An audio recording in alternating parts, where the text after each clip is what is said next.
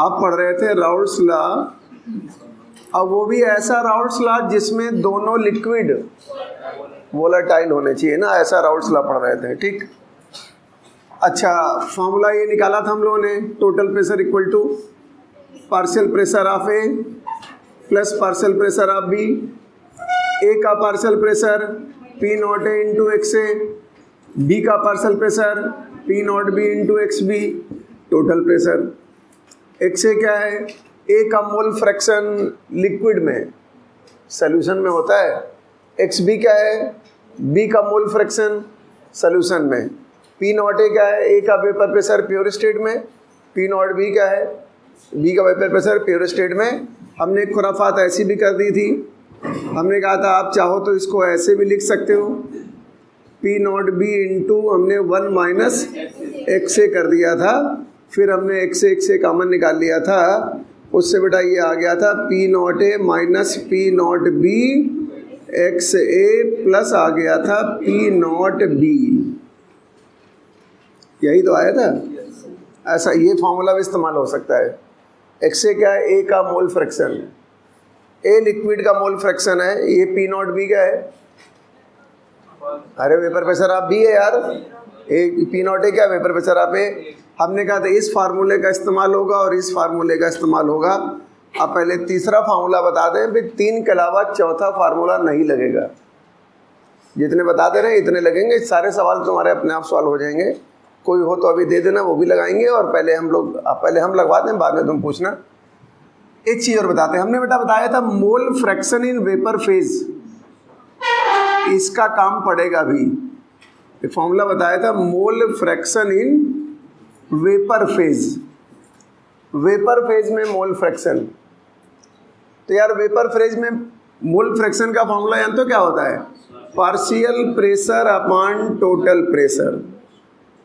क्या बोलते हैं इसे, पार्शियल प्रेशर अपॉन, मतलब जिसका वेपर फेज में मोल फ्रैक्शन निकालना होगा उसके पार्शियल प्रेशर को टोटल प्रेशर से डिवाइड कर दो। मान लो बेटा एक लिक्विड ए है, एक लिक्विड बी है, अब इसी को आप वेपर फेज में ले गए, तो इस अगर मान लिया ये सॉल्यूशन में है, मान लिया ए सॉल्यूशन में है, बी भी सॉल्यूशन में है, तो ए का मोल फ्रैक्शन क्या होगा, बी का मोल फ्रैक्शन क्या होगा। लेकिन हमने इसी लिक्विड को वेपर में चेंज कर दिया यार। अगर हम इसी लिक्विड को वेपर में चेंज कर देंगे तो मोल फ्रैक्शन का सिंबल हम लोग क्या लिया करेंगे, वाई ए और वाई बी, यही तो होता है, वाई ए और वाई बी ले लेंगे। ठीक है, आपने शायद नाम सुना होगा Dalton's law of partial pressure, कभी नाम सुने हो, Dalton's law of partial pressure. अच्छा किस पे अप्लाई होगा यार, गैस पे, Dalton's law of partial pressure, उसको जरा हम लोग राउल्ट्स लॉ से भी बाद में कोरिलेट कर लेंगे। Dalton's law of partial pressure high school में पढ़ाया जाता है वैसे, कि जितने भी गैसेस होंगी सभी के पार्शियल प्रेशर को जोड़ दोगे तो क्या मिल जाता था, टोटल प्रेशर मिल जाता था। लेकिन गैस लेंगे, अगर हम गैस का मिक्सचर लेंगे तो मोल फ्रैक्शन कौन सा रहेगा, अगर हम गैस का मोल फ्रैक्शन लेंगे तो मोल फ्रैक्शन हमेशा वेपर फेज वाला रहेगा, ये पक्का है। सॉल्यूशन वाला तो भाई लिक्विड में रहता ही है, ये तुम्हारा वेपर फेज में रहेगा। तो बहुत आसान चीज़ बताई थी इन्होंने कहा था अगर आपको पार्शियल प्रेशर निकालना है तो आप टोटल, अच्छा एक मिनट, ये फॉर्मूला लिखा है partial pressure upon total pressure. तो अगर आप इस टोटल प्रेशर को मोल फ्रैक्शन ऑफ वेपर फेज से मल्टीप्लाई कर दो तो क्या मिल जाएगा, बस यही डाल्टन लॉ है। डाल्टन लॉ क्या है बेटा, पार्शियल प्रेशर, पूरा लिख देते हैं, अच्छा partial pressure of gas, partial pressure of gas is equal to mole fraction of gas, किसमें, अबे गैस है तो अपने आप वेपर फेज में, into total pressure, into total pressure. वही तो हम यहाँ बोल रहे हैं तुमसे, इसी से तो निकल के आया फॉर्मूला ये। तो मोल फ्रैक्शन ऑफ गैस निकालोगे तो क्या बोलोगे, मोल फ्रैक्शन इन गैसियस फेज निकालोगे तो क्या आएगा बेटा, लिखा तो है पार्शियल प्रेशर अपॉन, इसका मतलब ये जो हमने लिखा है यहाँ पर, ये हमने Dalton's law of partial pressure से ही लिखा है। ये जो बात लिखी हुई है ना, देखो अपने आप आ गई, partial pressure upon total pressure, ठीक है ना। अब यार मान लो ए लिक्विड का वेपर फेज में मोल फ्रैक्शन क्या है, YA, तो ये क्या हो जाएगा, PA/PT। याद करो, अरे यार ए का मोल फ्रैक्शन वेपर फेज में निकालना तो क्या करोगे, ए का partial pressure upon total pressure. और आपको मालूम है PA की वैल्यू बेटा कितनी होती है, PA की वैल्यू होती है P0 इंटू XA, चलो अपॉन टोटल प्रेशर लिखा रहने देते हैं, हालांकि इसको भी चाहे तो हम ब्रेक करके लिख सकते हैं, कोई बात नहीं। आपसे मैंने कहा YB का मतलब B लिक्विड का B वेपर फेज, हाँ B का वेपर फेज में मोल फ्रैक्शन, तो PB/PT। तो इसको चाहो तो ऐसे भी तो लिख सकते हो, YB बराबर P0B XB divided by total pressure. तो अगर हम चाहें तो यार यहाँ से XA निकाल सकते हैं ना, XA इक्वल टू क्या हो जाएगा, YA into total pressure upon P0A, और यहाँ पे बेटा XB क्या हो जाएगा, YB into total pressure upon, कोई दिक्कत है अभी तक, कोई दिक्कत नहीं। अब मुझे upon PT upon P0B upon P0B। अब आपको बेटा ये बात मालूम होनी चाहिए कि XA और XB को अगर जोड़ा जाए तो हमेशा क्या होता है, 1, ये तो मालूम है ना। हालांकि YA और YB को जोड़ोगे तब भी 1 आएगा, मोल फ्रैक्शन को जोड़ने के बाद हमेशा 1 ही आता है, तो XA प्लस XB का मतलब भी 1 ही हुआ यार।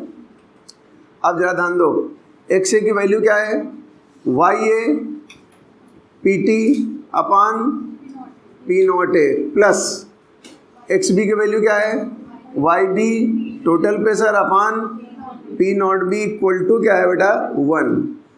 PT तो कॉमन है ना, तो जब कॉमन निकाल के बाहर लाओगे तो अंदर क्या आ जाएगा, YA upon P0A plus YB upon P0B, PT आ जाएगा कॉमन, PT को नीचे उतार लाओ, तो ऐसा लिख सकते हैं क्या हम लोग, YA upon P0A plus YB upon P0B equal to 1 upon total pressure. ये तीसरा फार्मूला है जो मुझे काम पड़ेगा। तुम कभी इस पे ध्यान नहीं दिए, तुम खाली इस पे ध्यान दिए हो, तो आंसर कहाँ से आ जाएंगे अच्छे सवालों के।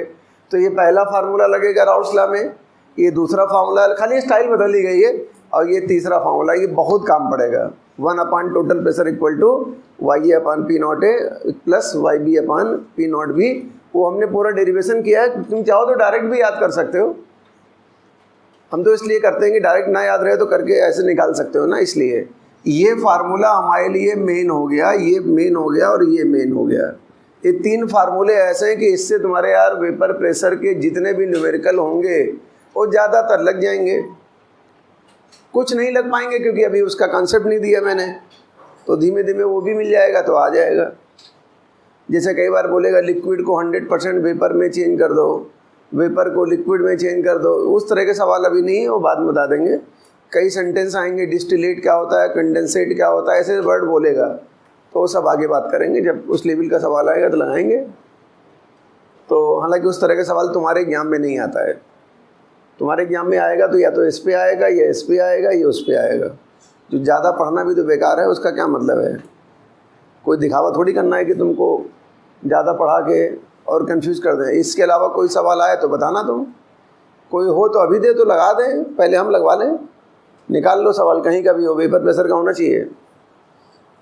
दोनों लिक्विड कैसे हैं, अबे वोलाटाइल, हाँ दोनों लिक्विड वोलाटाइल होते हैं और आपस में मिक्स भी हो जाते हैं ना, दोनों लिक्विड वोलाटाइल होने चाहिए। तुम सब भूल जाओ लेकिन ये 3 फार्मूले ना भूलना। मान ले कुछ नहीं समझ में आ रहा, कोई बात नहीं, एक फार्मूला, दूसरा फार्मूला, तीसरा फार्मूला याद कर लो, तो तुम्हारे वेपर प्रेशर के 100% सवाल सॉल्व हो जाएंगे, मैक्सिमम क्वेश्चन सॉल्व हो जाएंगे, ठीक है।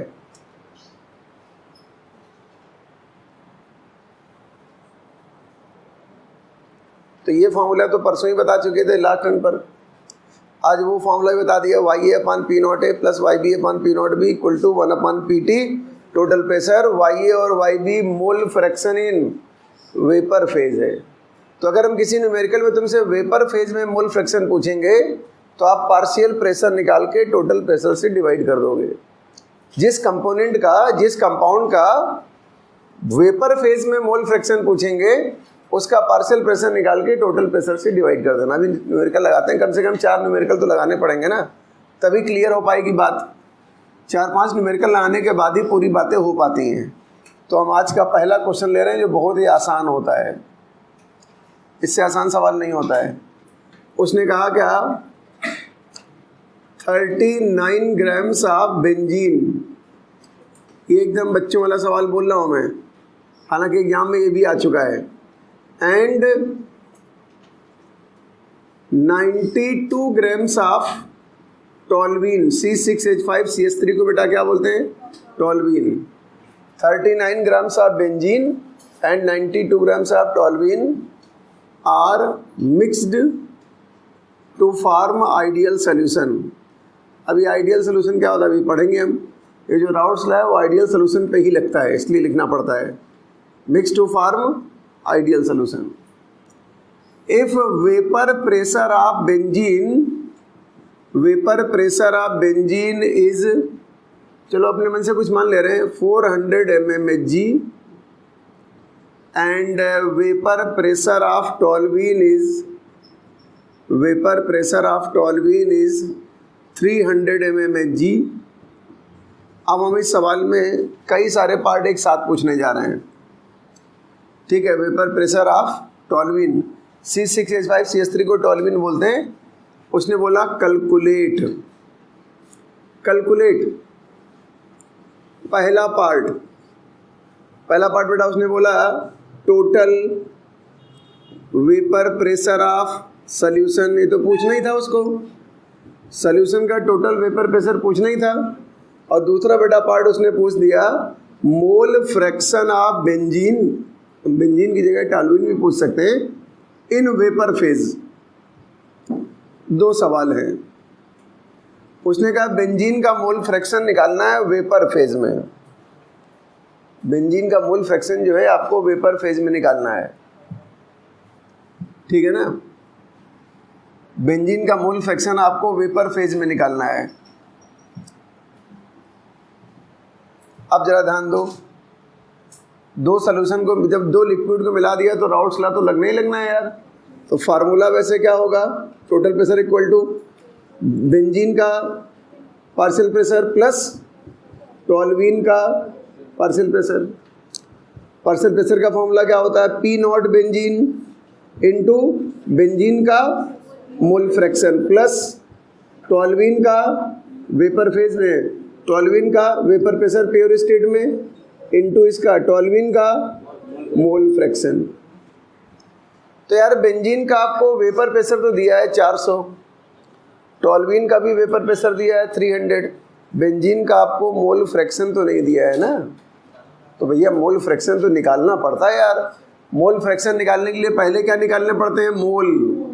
तो पहले आप बेंजीन के मोल तो निकालो। मोल का मतलब क्या होता है, mass upon molecular mass. Benzene का मास है 39 और बेंजीन का मॉलिक्यूलर मास होता है 78, तो ये आ जाएगा 0.5 मोल। ऐसे बेटा क्या निकालोगे, टोल्यूइन के मोल, टोल्यूइन C6H5CH3 मास कितना बेटा इसका है 92 ग्राम, और इसका मॉलिक्यूलर मास भी, हाँ इसका मॉलिक्यूलर मास भी 92 होता है, इसका मॉलिक्यूलर मास भी 92 होता है, ठीक है ना। तो इसका तो एक ही मोल आ गया यार। अब मोल फ्रैक्शन तो निकाल लो, बेंजीन का पहले निकाल लें। मोल फ्रैक्शन ऑफ बेंजीन क्या करोगे, mole of benzene upon total mole, ये कितना आ गया 2/3। अरे 0.5 1 1.5 2/3 तो आया। अगर बेंजीन का मोल फ्रैक्शन 2/3 आया तो यार टोल्यूइन का अपने आप 1/3 आएगा। वो तो आना ही है, दोनों जोड़ने पे वहाँ आएगा। ऐसे भी देख लो, ये 1 है अपन 1.5, क्या 1/3 तो यहाँ अपने आप 2/3। अरे यार बेंजीन का 0.5 मोल अपन टोटल मोल 1.5, ये टोटल मोल कितने भैया 1.5। तो जिसका मोल फ्रैक्शन निकालना होता है उसको क्या करते हैं, मोल अपन टोटल मोल। तो 1/3 आ गए बेंजीन के, तो टोल्यूइन के अपने आप कितने आ जाएंगे 2/3, जोड़ोगे तो 1 आना चाहिए ना। खत्म सवाल। अब क्या, यही ला के रख दो यार।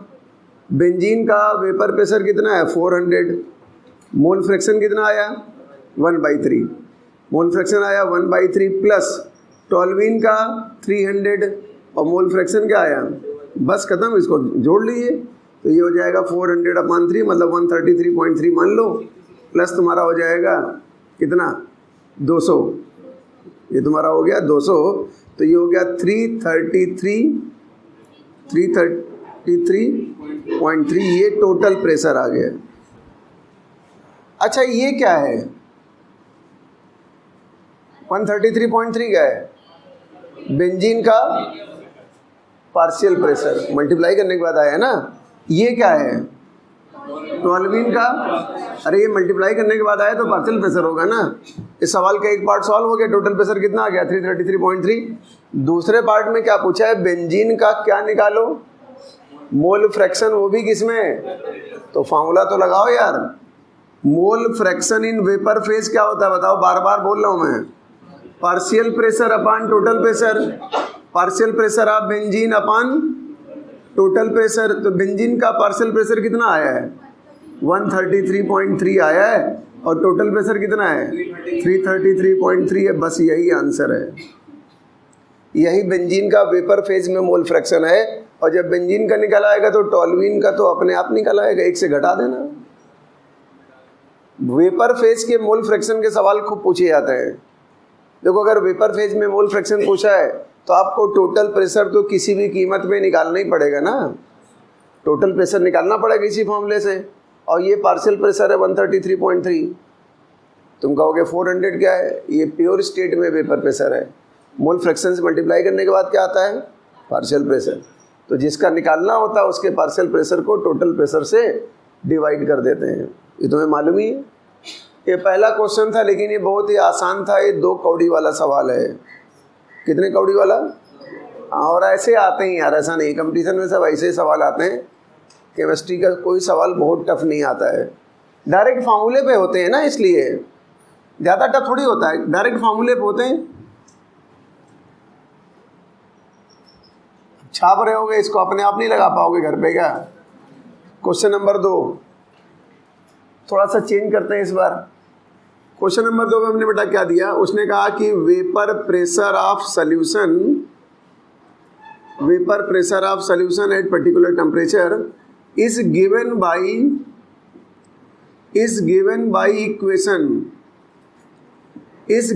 इक्वेशन, हमने एक इक्वेशन दे दिया, यहाँ बेटा लिख दिया हमने,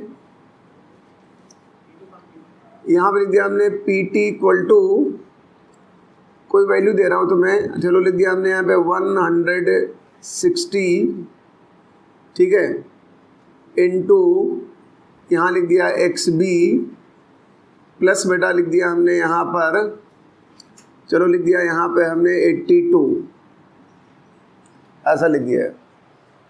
ये तुम्हें मैंने इक्वेशन दे दिया, ऐसी इक्वेशन दे दिया मैंने, ठीक है। हम XB की जगह जाएं तो X से भी कर सकते हैं, ऐसा नहीं, चलो X से कर लेते हैं। X से क्या है, X से क्या है, मोल फ्रैक्शन ऑफ A है किसमें, हाँ सॉल्यूशन में, मोल फ्रैक्शन है तो मालूम ही X का मतलब सॉल्यूशन में होता है, तो अगर XB निकालना होगा तो 1 से घटा देना, अरे X से मालूम हो जाएगा तो घटा दोगे तो XB आ जाएगा ना। हमने तुमको बता दिया है कि X से क्या है, A लिक्विड है। अब उसने कहा क्या सवाल, उसने कहा calculate vapour pressure of pure A and pure B।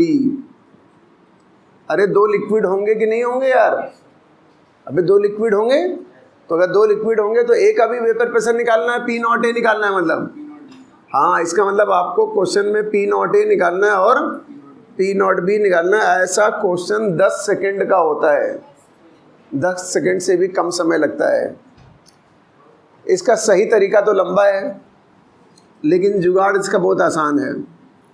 अगर हम मान लें कि बेटा XA की वैल्यू 1 है, क्या मान लें, अगर हम XA 1 मान लें तो इसका मतलब तुमने अभी इसमें B मिलाया ही नहीं है। अभी अगर XA का मोल फ्रैक्शन 1 है तो इसका मतलब XB की वैल्यू अपने आप 0 रही होगी, तो इसका मतलब लिक्विड क्या है, प्योर ए है नहीं। अगर ए का मोल फ्रैक्शन 1 है तो लिक्विड हमेशा प्योर ए होगा। और मान लिया हम एक्स बी को 1 कर दें, अब एक्स ए को 0 कर दें, तो लिक्विड अपने आप प्योर बी हो जाएगा। बस यही कॉन्सेप्ट लगा दो। अगर हम मान लें कि एक्स ए 1 है, 1 रख दें, यहाँ लिख दिया हमने क्या, यहाँ रख दिया हमने total pressure equal to 160 into क्या लिख दिया, इंटू लिख दिया 1 प्लस क्या लिख दिया 82। ये तो जो आया है वही पी नॉट ए है, वही क्या है उसने। अच्छा हो सकता खाली पी लिख के दे दे ऐसे, मतलब सोल्यूशन का प्रेशर इससे हम लोग रिप्रेजेंट करते हैं। मुझे बताओ 160 इंटू 1 तो जानते हो कितना हो गया है 242। ये आपने एक्स से कितना रखा है, तो इसका मतलब ये लिक्विड प्योर है, प्योर है कि प्योर बी है। और प्योर ए का वेपर प्रेशर क्या होता है पी नॉट ए। तो यही वैल्यू किसकी आ गई 242। आगे लिख सकते हो जो भी यूनिट हो, mmHg है जो भी हो लिख सकते हो। आ गया। अब एक बार क्या करो बताओ जरा, जहाँ पर एक्स से लिखा था यहाँ पर क्या कर दें 0। अब एक बार 0 कर लो तो ये क्या हो जाएगा 160 इंटू 0 प्लस 82।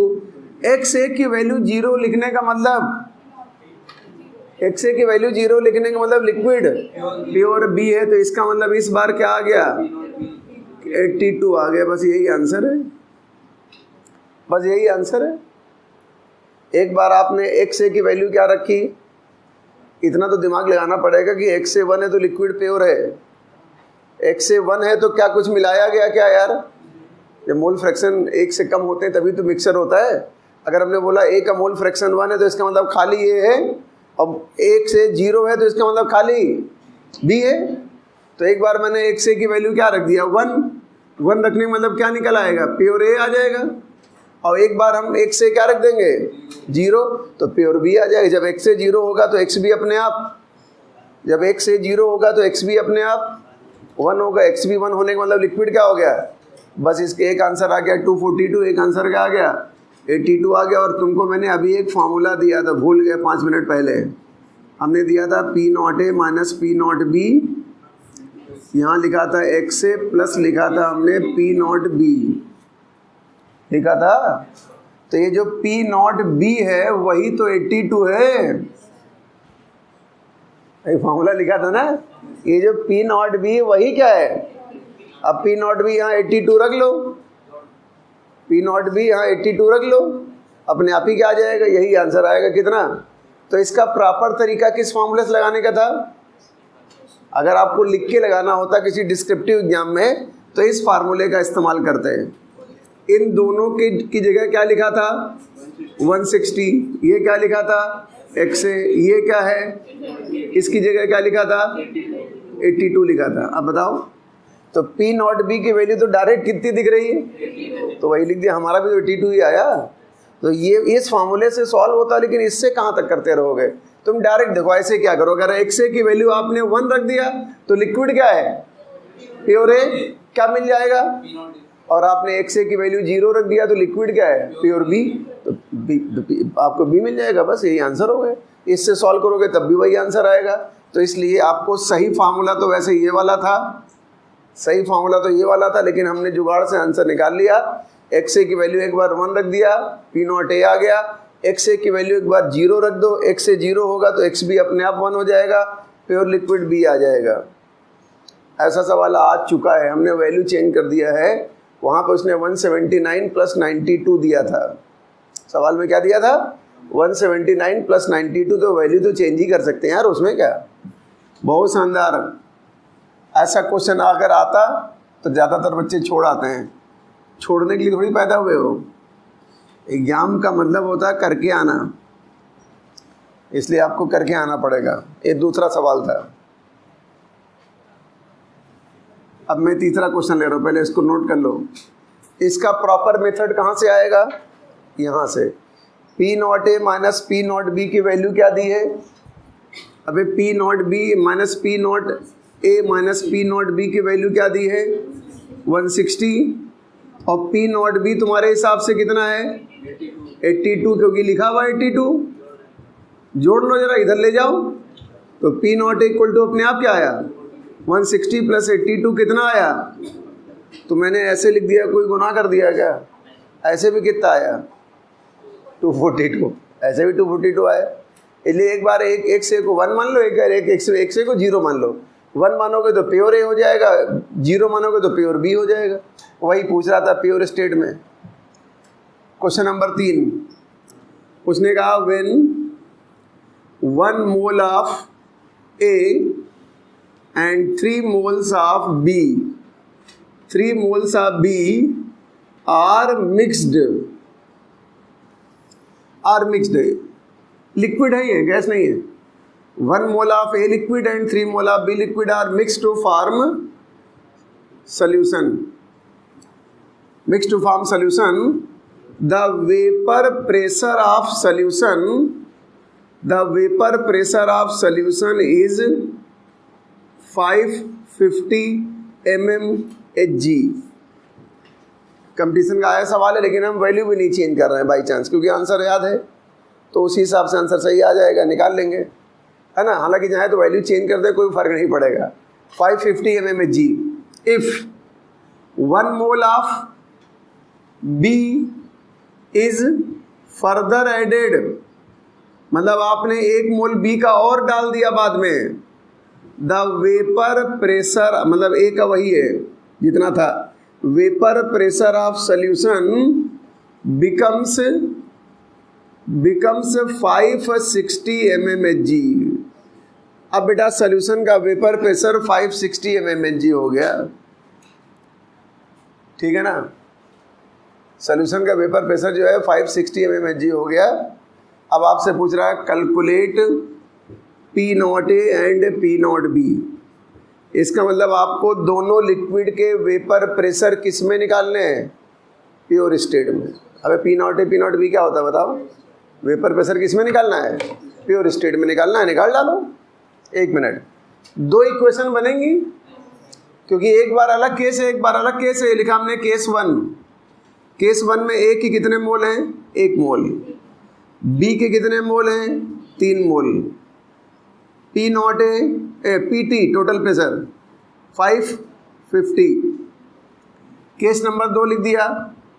केस नंबर 2 में A के मोल अबे वही है 1, लेकिन B का 1 मोल बढ़ा दिया तो 3 के बजाय 4, और टोटल प्रेशर कितना दिया बेटा? 560। इधर भी राउट्स लॉ लगाओ, उधर भी राउट्स लॉ लगाओ। जब इधर राउट्स लॉ लगाओगे तो क्या आएगा? Total pressure equal to P0 A into XA plus P0 B into XB। Total pressure कितना दिया है? 550। P0 A निकालना है, XA कितना आएगा मालूम है? 1 और 3 मोल है ना, तो इसका मोल फ्रैक्शन क्या आएगा? 1/4। और B का मोल फ्रैक्शन क्या आएगा? 3/4। टोटल मोल तो 4 है ना, 3/4। तो यहाँ लिख देंगे 1/4 प्लस P0 B इंटू 3/4। ये इक्वेशन बन गई। हम चाहते हैं कि नीचे वाला 4 हट जाए। ये जो आपको डिनोमिनेटर में दिख रहा है इसको हटाना चाह रहे हैं हम। तो अगर इस 4 को हटाना चाह रहे हो तो इस पूरी इक्वेशन को 4 से मल्टीप्लाई कर दो। तो जब 4 से मल्टीप्लाई करोगे तो 550 इंटू 4 कितना हो जाएगा? 2200। तो ये 4 तो कैंसिल हो जाएगा, खाली क्या बचेगा? प्लस बचेगा 3 P0 B। ये 4 भी तो कैंसिल होगा, क्या बचेगा? 3। ये सिंपल फॉर्म में आ गया, चुपचाप पड़ा रहने दो। उधर आ जाओ, इधर भी तो ये फॉर्मूला लगाओगे, P0 A into XA plus P0 B into XB लगाओगे। इधर A का मोल फ्रैक्शन बेटा क्या है? 1/5। B का मोल फ्रैक्शन क्या है? 4 मोल है। टोटल मोल कितने हैं? 5 मोल। फ्रैक्शन निकाल लिया। टोटल प्रेशर यहाँ दिया है 560 इस बार। P0 A निकालना है, XA कितना हो गया? 1/5 प्लस P0 B निकालना है, XB कितना हो गया? 4/5। हम चाहते हैं नीचे से 5 हट जाए, तो पूरी इक्वेशन को 5 से मल्टीप्लाई कर दो। 5 से मल्टीप्लाई करोगे तो ये आ जाएगा 2800। ये हो जाएगा 5 कैंसिल हो गया, खाली क्या बचा? P0 A plus 4 P0 B। खत्म, सवाल खत्म। एक क्वेश्चन नंबर 1 है, एक क्वेश्चन नंबर 2 है। इक्वेशन नंबर 2 से 1 घटा दो, अबे क्वेश्चन नंबर 2 से एक घटा दीजिए आप, तो अपने आप पी नॉट ए आ गया कितना 600, पी नॉट बी 600 आ गया। खाली घटाना है, घटा दीजिए यार। 2 से 1 घटाओ, 2 में क्या है 2800, यहाँ क्या लिखा है P not A plus 4 P not B. Equation number 1 में क्या है 2200, यहाँ क्या लिखा पी नॉट ए प्लस यहाँ क्या लिखा 3 पी नॉट बी। घटाओगे तो ये तो कैंसिल, 4 पी नॉट बी से 3 पी नॉट बी जाएगा, खाली क्या बचेगा पी नॉट बी 2800 से 2200 जाएगा 600। पी नॉट बी कितना आ गया 600, तो पी नॉट ए तो निकाल ही लोगे। चलो यही लिख दो 600। अब यहाँ 600 रख देना बाद में, तो 600 इंटू 4 कितना हो जाएगा 2400, 2800 से 2400 जाएगा, पी नॉट ए अपने आप 400 आ जाएगा। पी नॉट बी की वैल्यू इन दोनों इक्वेशन में से किसी में भी रख दो तो पी नॉट ए आ जाएगा 400। यही आंसर है। देखो सवाल लगाने से आइडिया मिलता है। सवाल क्लास में टीचर क्यों लगवाता है एग्जाम्पल, जो लोग एग्जाम्पल नहीं कराते हैं उनके बच्चे कुछ कर नहीं पाते हैं, बता रहा हूँ। इसलिए आपको एग्जाम्पल बहुत लगाने पड़ेंगे, क्योंकि जब सामने नमूना आएगा तभी एग्जाम में आइडिया आएगा। अब इस टाइप का कोई सवाल आएगा तो लगा ले जाओगे, ऐसे आ चुके हैं सब। अब तुम्हारे पास कोई सवाल हो तो दे दो, हम लगा दो। आपके पास अगर वेपर प्रेशर से रिलेटेड कोई सवाल है, जितना मैंने पढ़ा भी राउल्ट्स लॉ, इसके बारे में बात हो रही है। अभी आगे राउल्ट्स लॉ आएगा नॉन वोलेटाइल सॉल्यूट के लिए, वो भी राउल्ट लॉ है। तो कई बार तुम न्यूमेरिकल को पहचान ही नहीं पाते हो किस राउल्ट लॉ का है। अगर दोनों लिक्विड दिए हैं और दोनों वोलेटाइल हैं तो ये वाला राउल्ट लॉ, और दूसरा तो तुम्हें बताया नहीं मैंने अभी। अगर दोनों लिक्विड है और दोनों वोलेटाइल हैं तो दिस वन है ना, ये वाला राउल्ट लॉ लगेगा। यही है। अब आपको कोई क्वेश्चन पूछना हो तो पूछ लो, एनसीईआरटी का कोई क्वेश्चन लगाना हो लगा लो, पूछना हो पूछ लो, सब ऐसे ही होते हैं बेटा, है ना। कोई बहुत ज़्यादा कॉम्प्लिकेटेड चीज़ नहीं होती है। अब देखो सवाल को पढ़ने के बाद आइडिया तो तुम्हें खुद ही आना चाहिए। और आइडिया का एक ही 2 फार्मूले वहीं घिसे पीटे 2-3 फार्मूले हैं बस, यही फार्मूला मेन होता है जो लिखा हुआ है। और इसी फार्मूले को मैंने और अलग अलग स्टाइल में भी लिख दिया था, तो कोई प्रॉब्लम नहीं, ऐसे लगा सकते हो तुम, ठीक है।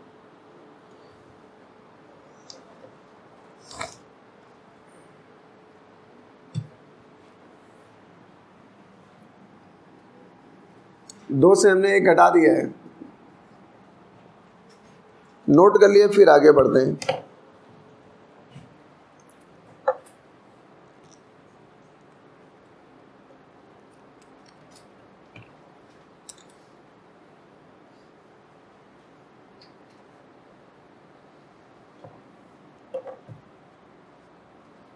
तुम लोग यार पूछते ही नहीं कुछ, क्या चक्कर है? दशहरा आ रहा है, क्या उसकी खुशियां मना रहे हो, है ना? कोई तुम लगता पढ़ते ही नहीं हो यार तुम लोग, ऐसे कैसे काम चलेगा? क्वेश्चन पूछने का मतलब ही होता है तुम पढ़ रहे हो, ना पूछने का मतलब 2 ही होते हैं, या तो सब कुछ आ गया या फिर कुछ नहीं आया। पहला केस हो नहीं सकता, तो बचा दूसरा केस, वही केस होगा फिर, और क्या। अगर कुछ नहीं आ रहा है, नहीं पूछने आ रहे हो तो 2 ही मतलब होते हैं, या तो तुम इतने स्मार्ट हो कि सारे लगा डाले, या फिर एक को नहीं लगाए हैं। तो इसलिए दूसरा केस की प्रोबेबिलिटी मुझे ज़्यादा लग रही है। ऐसे तो स्मार्ट नहीं हो तुम कि सब अपने आप ही लगा डालोगे, है ना। चलो खैर, अब हम लेते हैं अगला क्वेश्चन। अगला क्वेश्चन के अगला टॉपिक पे आते हैं। अब इसी से रिलेटेड है ना, कोई निकाल पाए क्या? नहीं निकाल पाए, कोई बात नहीं। अब हम आते हैं इसी से रिलेटेड चीज़ों को आगे बढ़ाते हैं। अच्छा एक मिनट, एक बात कर लें। मान लिया बेटा आपसे मैंने कहा ये लिखा हुआ है नॉर्मल हेक्सेन, क्या लिखा है, और प्लस ये लिखा है, इससे एग्जाम्पल नंबर 4 मान ले रहे हैं, ये लिखा है नॉर्मल हेप्टेन। हेक्सेन का मतलब होता है 6 कार्बन का एल्केन C6H14, और हेप्टेन का मतलब होता है C7H16। ये नॉर्मल हेप्टेन है और नॉर्मल हेक्सेन है, नॉर्मल हेप्टेन है, मिलाओगे तो आइडियल सोल्यूशन बन सकता है। अभी बात करेंगे आइडियल सोल्यूशन के बारे में, तो अपने आप पहचानना आ जाएगा, ठीक है। आपने, तुमको मैं डायरेक्ट दे रहा हूँ, आपने इसके 2 मोल लिए और इसके आपने मान लिया चलो 4 मोल ले लिए, इसके मान लिया आपने वेपर प्रेशर ले लिया, इसका वेपर प्रेशर ले लिया 500 mmHg प्योर स्टेट में। अब इसका वेपर प्रेशर मान लिया आपने 400 mmHg प्योर स्टेट में। ठीक है, पहला हमारा पार्ट क्या है, आपको निकालना है YA और इधर क्या निकालना है YB। YA क्या है, मोल फ्रैक्शन इन वेपर फेज। तो ये तो बाद में निकालोगे ना, पहले तो ये निकालना पड़ेगा। Total pressure P not A into x A, P not a कितना है 500 इंटू एक्स ए कितना है 2 मोल है और 4 मोल हैं, तो टोटल मोल कितने हैं 6 है। तो इसका मोल फ्रैक्शन क्या आएगा, एक्स ए मान लो 2/6 मतलब 1/3, तो एक्स भी अपने आप क्या आएगा, एक्स भी अपने आप क्या आएगा 2/3, अभी लगाया था। तो ये हमने लिख दिया 500 इंटू 1/3, ठीक है ना। चलो इसको राउंड फिगर में करते हैं, इसको 600 कर दे रहे हैं, राउंड फिगर में कर दे रहे हैं। जो हमारा मकसद है वो सुनो जरा क्या है, प्लस क्या लिख देंगे 400 इंटू 2/3। चाहे तो इसको भी राउंड फिगर में कर सकते थे, कर दें राउंड फिगर में ताकि पूरा 900 कर दें। 900 तो कर ही नहीं सकते हैं, इसी को कॉमन सेंस कहते हैं। ये हेक्सेन है, ये हेप्टेन है, किसका सरफेस एरिया ज़्यादा है, अबे किसका मॉलिक्यूलर वेट ज़्यादा है, इसका मॉलिक्यूलर वेट क्या है कम है। तो मॉलिक्यूलर वेट बढ़ता है तो वेपर प्रेशर घटता है, इसका वेपर प्रेशर क्या होगा हाई, तो इसका वेपर प्रेशर क्या होगा, इसका तो लो रखना ही पड़ेगा आपको ऐसे भी। इसका मॉलिक्यूलर वेट हमने चलो अंदाजे से कर दिया 300। अब बताओ जरा मुझे कितना हो गया, ये 200 प्लस ये कितना हो गया, ये भी कितना हो गया 200। टोटल प्रेशर बेटा कितना आ गया 400। अब मान लिया आपको ए लिक्विड का क्या निकालना है, मोल fraction in vapour phase, mole fraction in vapour phase निकालना है। तो इसका पार्शियल प्रेशर कितना है 200 डिवाइडेड बाई 400, कितना आ गया 1/2। तो YB भी तो इतना ही आएगा, अरे यार YB भी इतना ही आएगा, 1/2 आया तो ये भी तो है 200 अपान कितना आया 400, मतलब कितना आया 1/2। इसका मोल फ्रैक्शन कितना आया 0.5, इसका भी मोल फ्रैक्शन कितना आया। अब एक बात बताओ, यहाँ पर इस लिक्विड का मोल फ्रैक्शन कितना था, अबे लिक्विड में कितना था 0.3 था, वेपर फेज में कितना आ रहा है 0.5, इसका कितना था 0.66, लिक्विड में कितना था 0.66, यहाँ कितना आ रहा है घटा कि बढ़ा। तो एक का मोल फ्रैक्शन वेपर फेज में बढ़ गया तो दूसरे का अपने आप, इसका जानते हो कंक्लूजन क्या है, जिसका मोल फ्रैक्शन वेपर फेज में बढ़ा वो ज़्यादा वोलाटाइल है। अबे ज़्यादा वोलाटाइल है तभी तो इसका वेपर प्रेशर क्या है, जिसका वेपर प्रेशर ज़्यादा होता है उसका वोलाटाइल करैक्टर वाष्पशीलता ज़्यादा होती है। अब तुम अपने आप बताओ, ऐसे भी तो प्रूफ हो रहा है ए और बी लिक्विड में किसका वेपर फेज में मोल फ्रैक्शन ज़्यादा है, ए और बी में किसका मोल फ्रैक्शन वेपर फेज में ज़्यादा है सॉल्यूशन के कंपैरिजन में। यहाँ सॉल्यूशन का 0.3 था, वहाँ 0.5 हो गया, वेपर फेज में मोल फ्रैक्शन क्या हो गया बढ़ गया। बी वाले लिक्विड का मोल फ्रैक्शन वेपर फेज में कम हो गया और लिक्विड में क्या था। इसका क्या निष्कर्ष निकला कि ए वाला लिक्विड ज़्यादा वोलाटाइल था और बी वाला लिक्विड कम वोलाटाइल था। जो ज़्यादा वोलाटाइल होगा उसका मोल फ्रैक्शन वेपर फेज में हमेशा ज़्यादा आएगा, जो कम वोलाटाइल होगा उसका वेपर फेज में मोल फ्रैक्शन हमेशा कम आएगा। ये हम प्रूफ करने के लिए किया था मैंने। तुम बोल रहे थे ना वहाँ 900 लिख दो 1200 लिख दो, नहीं लिख सकते थे, क्यों, ये लिक्विड ज़्यादा वोलाटाइल है। तो जो लिक्विड ज़्यादा वोलाटाइल होता है उसका वेपर प्रेशर हमेशा हाई होना चाहिए और जो लिक्विड कम वोलाटाइल है उसका वेपर प्रेशर हमेशा, तो 600 से कम ही रख सकते थे। जितना वेपर प्रेशर मैंने इसका दिया था उससे कम किसका रख सकते थे, हेप्टेन का, इसलिए 600 से कम ही रखा मैंने, 300 रख दिया है। यहाँ कितना कर दिया था मैंने बाद में 300 कर दिया था। ये तुम कह रहे थे 900 रख दो, 900 रखने का मतलब तुमने क्या कर दिया, अनर्थ। क्या कर दिया तुमने, अनर्थ कर दिया।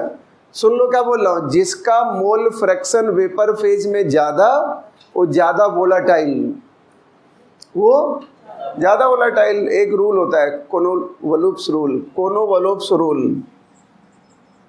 हालांकि कोई काम वाम तुम्हें नहीं है, कोई काम वाम नहीं पड़ता इसका। इसमें क्या कहा गया था कि जो कंपोनेंट ज़्यादा वोलाटाइल होता है वो उसका वो वेपर फेज में ज़्यादा पाया जाता है। जाहिर सी बात है, अरे यार जो कंपोनेंट ज़्यादा वोलाटाइल होगा उसकी मात्रा वेपर फेज में अपने आप ज़्यादा होगी, उसका वेपर फेज में मोल फ्रैक्शन भी क्या होगा, ज़्यादा होगा। यही कोनोवोल्फ्स रूल है। तुम पूछने आते हो सर ये कौन सा रूल है, ये कौन सा रूल है यार, क्या बताया इसने कि जो लिक्विड ज़्यादा वोलाटाइल होगा उसका वेपर फेज में मात्रा या परसेंटेज ज़्यादा होगी, या उसका वेपर फेज में मोल फ्रैक्शन भी ज़्यादा होगा। पहले वाला मोल फ्रैक्शन क्या था, लिक्विड वाला 0.3 कम था, वेपर फेज का मोल फ्रैक्शन क्या आया इसका 0.5। वेपर फेज में मोल फ्रैक्शन बढ़ने का मतलब इस लिक्विड का वोलाटाइल करैक्टर ज़्यादा था, उसका क्या है घटा है, तो इसका मतलब वो लेस वोलाटाइल था। ये इसका कंक्लूजन है। थ्योरेटिकल सवाल बड़े अच्छे होते हैं। क्या पूछेगा, दो लिक्विड देगा, कहेगा एक का वेपर फेज में मोल फ्रैक्शन ज़्यादा है, तो समझ जाओ एक का वेपर फेज में मोल फ्रैक्शन ज़्यादा है तो दूसरे का अपने आप कम रहा होगा। अगर वेपर फेज में मोल फ्रैक्शन ज़्यादा है तो वही लिक्विड ज़्यादा वोलाटाइल हुआ, दूसरा लिक्विड अपने आप कम वोलाटाइल होगा। अंडरस्टूड है।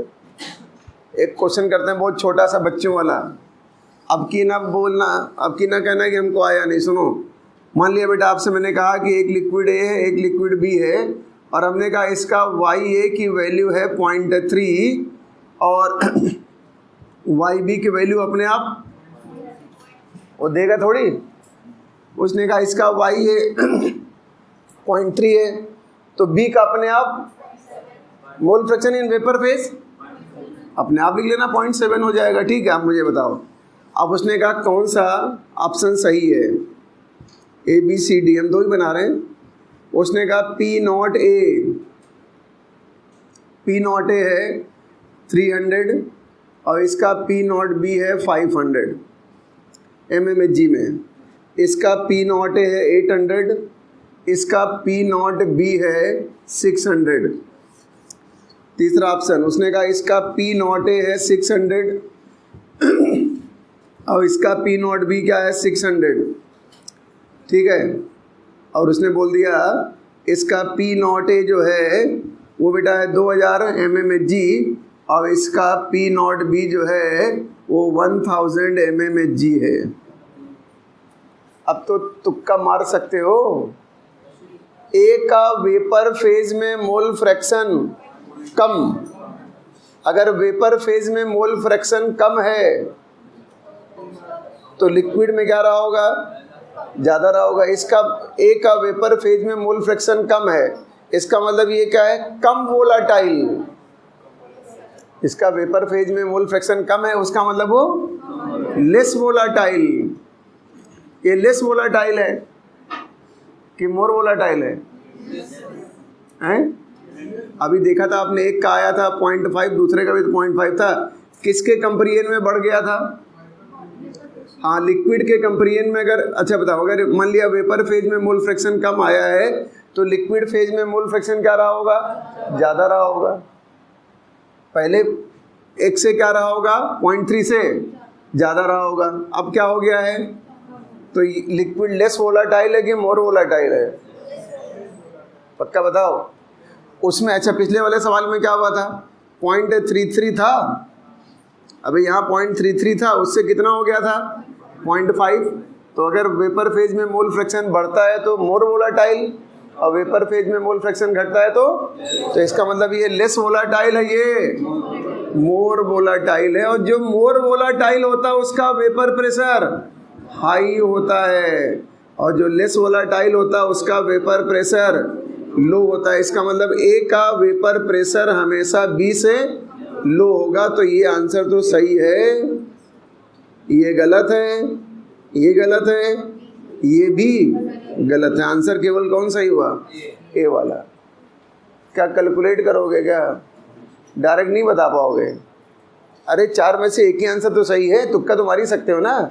इसका मतलब जो लिक्विड, जिस लिक्विड का वेपर फेज में मोल फ्रैक्शन क्या कम, वो लेस वोलेटाइल। वेपर फेज में मोल फ्रैक्शन ज़्यादा, वो ये लिख लो यार एक बार, और क्या बताऊँ मैं, जैसे लिखा वैसे लिख लो। मैं वेपर फेज में मोल फ्रैक्शन कम होने का मतलब लेस वोलेटाइल, वेपर फेज में मोल फ्रैक्शन ज़्यादा होने का मतलब मोर वोलेटाइल।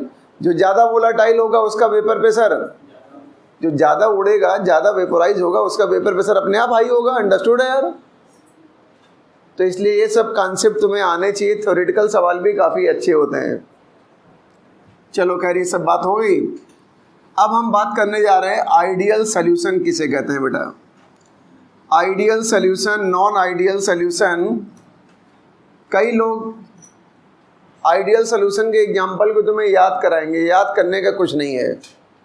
केमिकल बॉन्डिंग इसीलिए पहले पढ़ा जाता है, केमिकल बॉन्डिंग इसीलिए पहले पढ़ा जाता है। अगर आपने केमिकल बॉन्डिंग नहीं पढ़ा ना तो आप पूरी केमिस्ट्री नहीं समझ पाओगे। मैं केमिकल बॉन्डिंग पढ़ा दिया पहले ही। अभी देखना आइडियल सोल्यूशन में, नॉन आइडियल सोल्यूशन में पूरी केमिकल बॉन्डिंग इन्वॉल्व होगी। तो जो टीचर पहले केमिकल बॉन्डिंग नहीं पढ़ाता है, लखनऊ में ऐसा ट्रेंड है, ज़्यादातर लोग केमिकल बॉन्डिंग नहीं पढ़ाते हैं, बाद में पढ़ाते हैं। तो पता नहीं कैसे पढ़ा देते हैं, हमें समझ में नहीं आया। इसका मतलब वो आइडियल सोल्यूशन को एक्सप्लेन नहीं किए होंगे, खाली एग्जाम्पल बताए होंगे, कहे होंगे याद कर लो, हम भी याद किए थे, तुम भी याद कर लो, ऐसे बोले होंगे। ऐसा कुछ नहीं है। क्या जो बुक में एग्जाम्पल दिया वही एग्जाम में आएगा क्या यार? जो मान लिया बुक में 10 एग्जाम्पल दिए तो क्या 10 ही आ सकते हैं क्या? सैकड़ों एग्जाम्पल बना सकता है। तो आपके अंदर ऐसी कैपेसिटी होनी चाहिए कि नया सवाल करने की हालत में आ जाओ। वो तभी कर पाओगे जब कॉन्सेप्ट क्लियर होगा। केमिकल बॉन्डिंग पढ़ा चुका हूँ, उसमें वंडर वाल फोर्स भी पढ़ा चुके हैं, उसमें हम आपको हाइड्रोजन बॉन्डिंग भी पढ़ा चुके हैं। ज़्यादातर उसी का इस्तेमाल होने वाला है। अब तुम ना पढ़े हो, ना समझ में आया हो, ना याद किए हो तो अलग बात हो गई। तो आपकी हेडिंग बेटा क्या रहेगी? Ideal solutions. Ideal solutions. सुनो, आइडियल सॉल्यूशन क्या होते हैं? आइडियल सॉल्यूशन में बेटा क्या होता है? आइडियल सॉल्यूशन में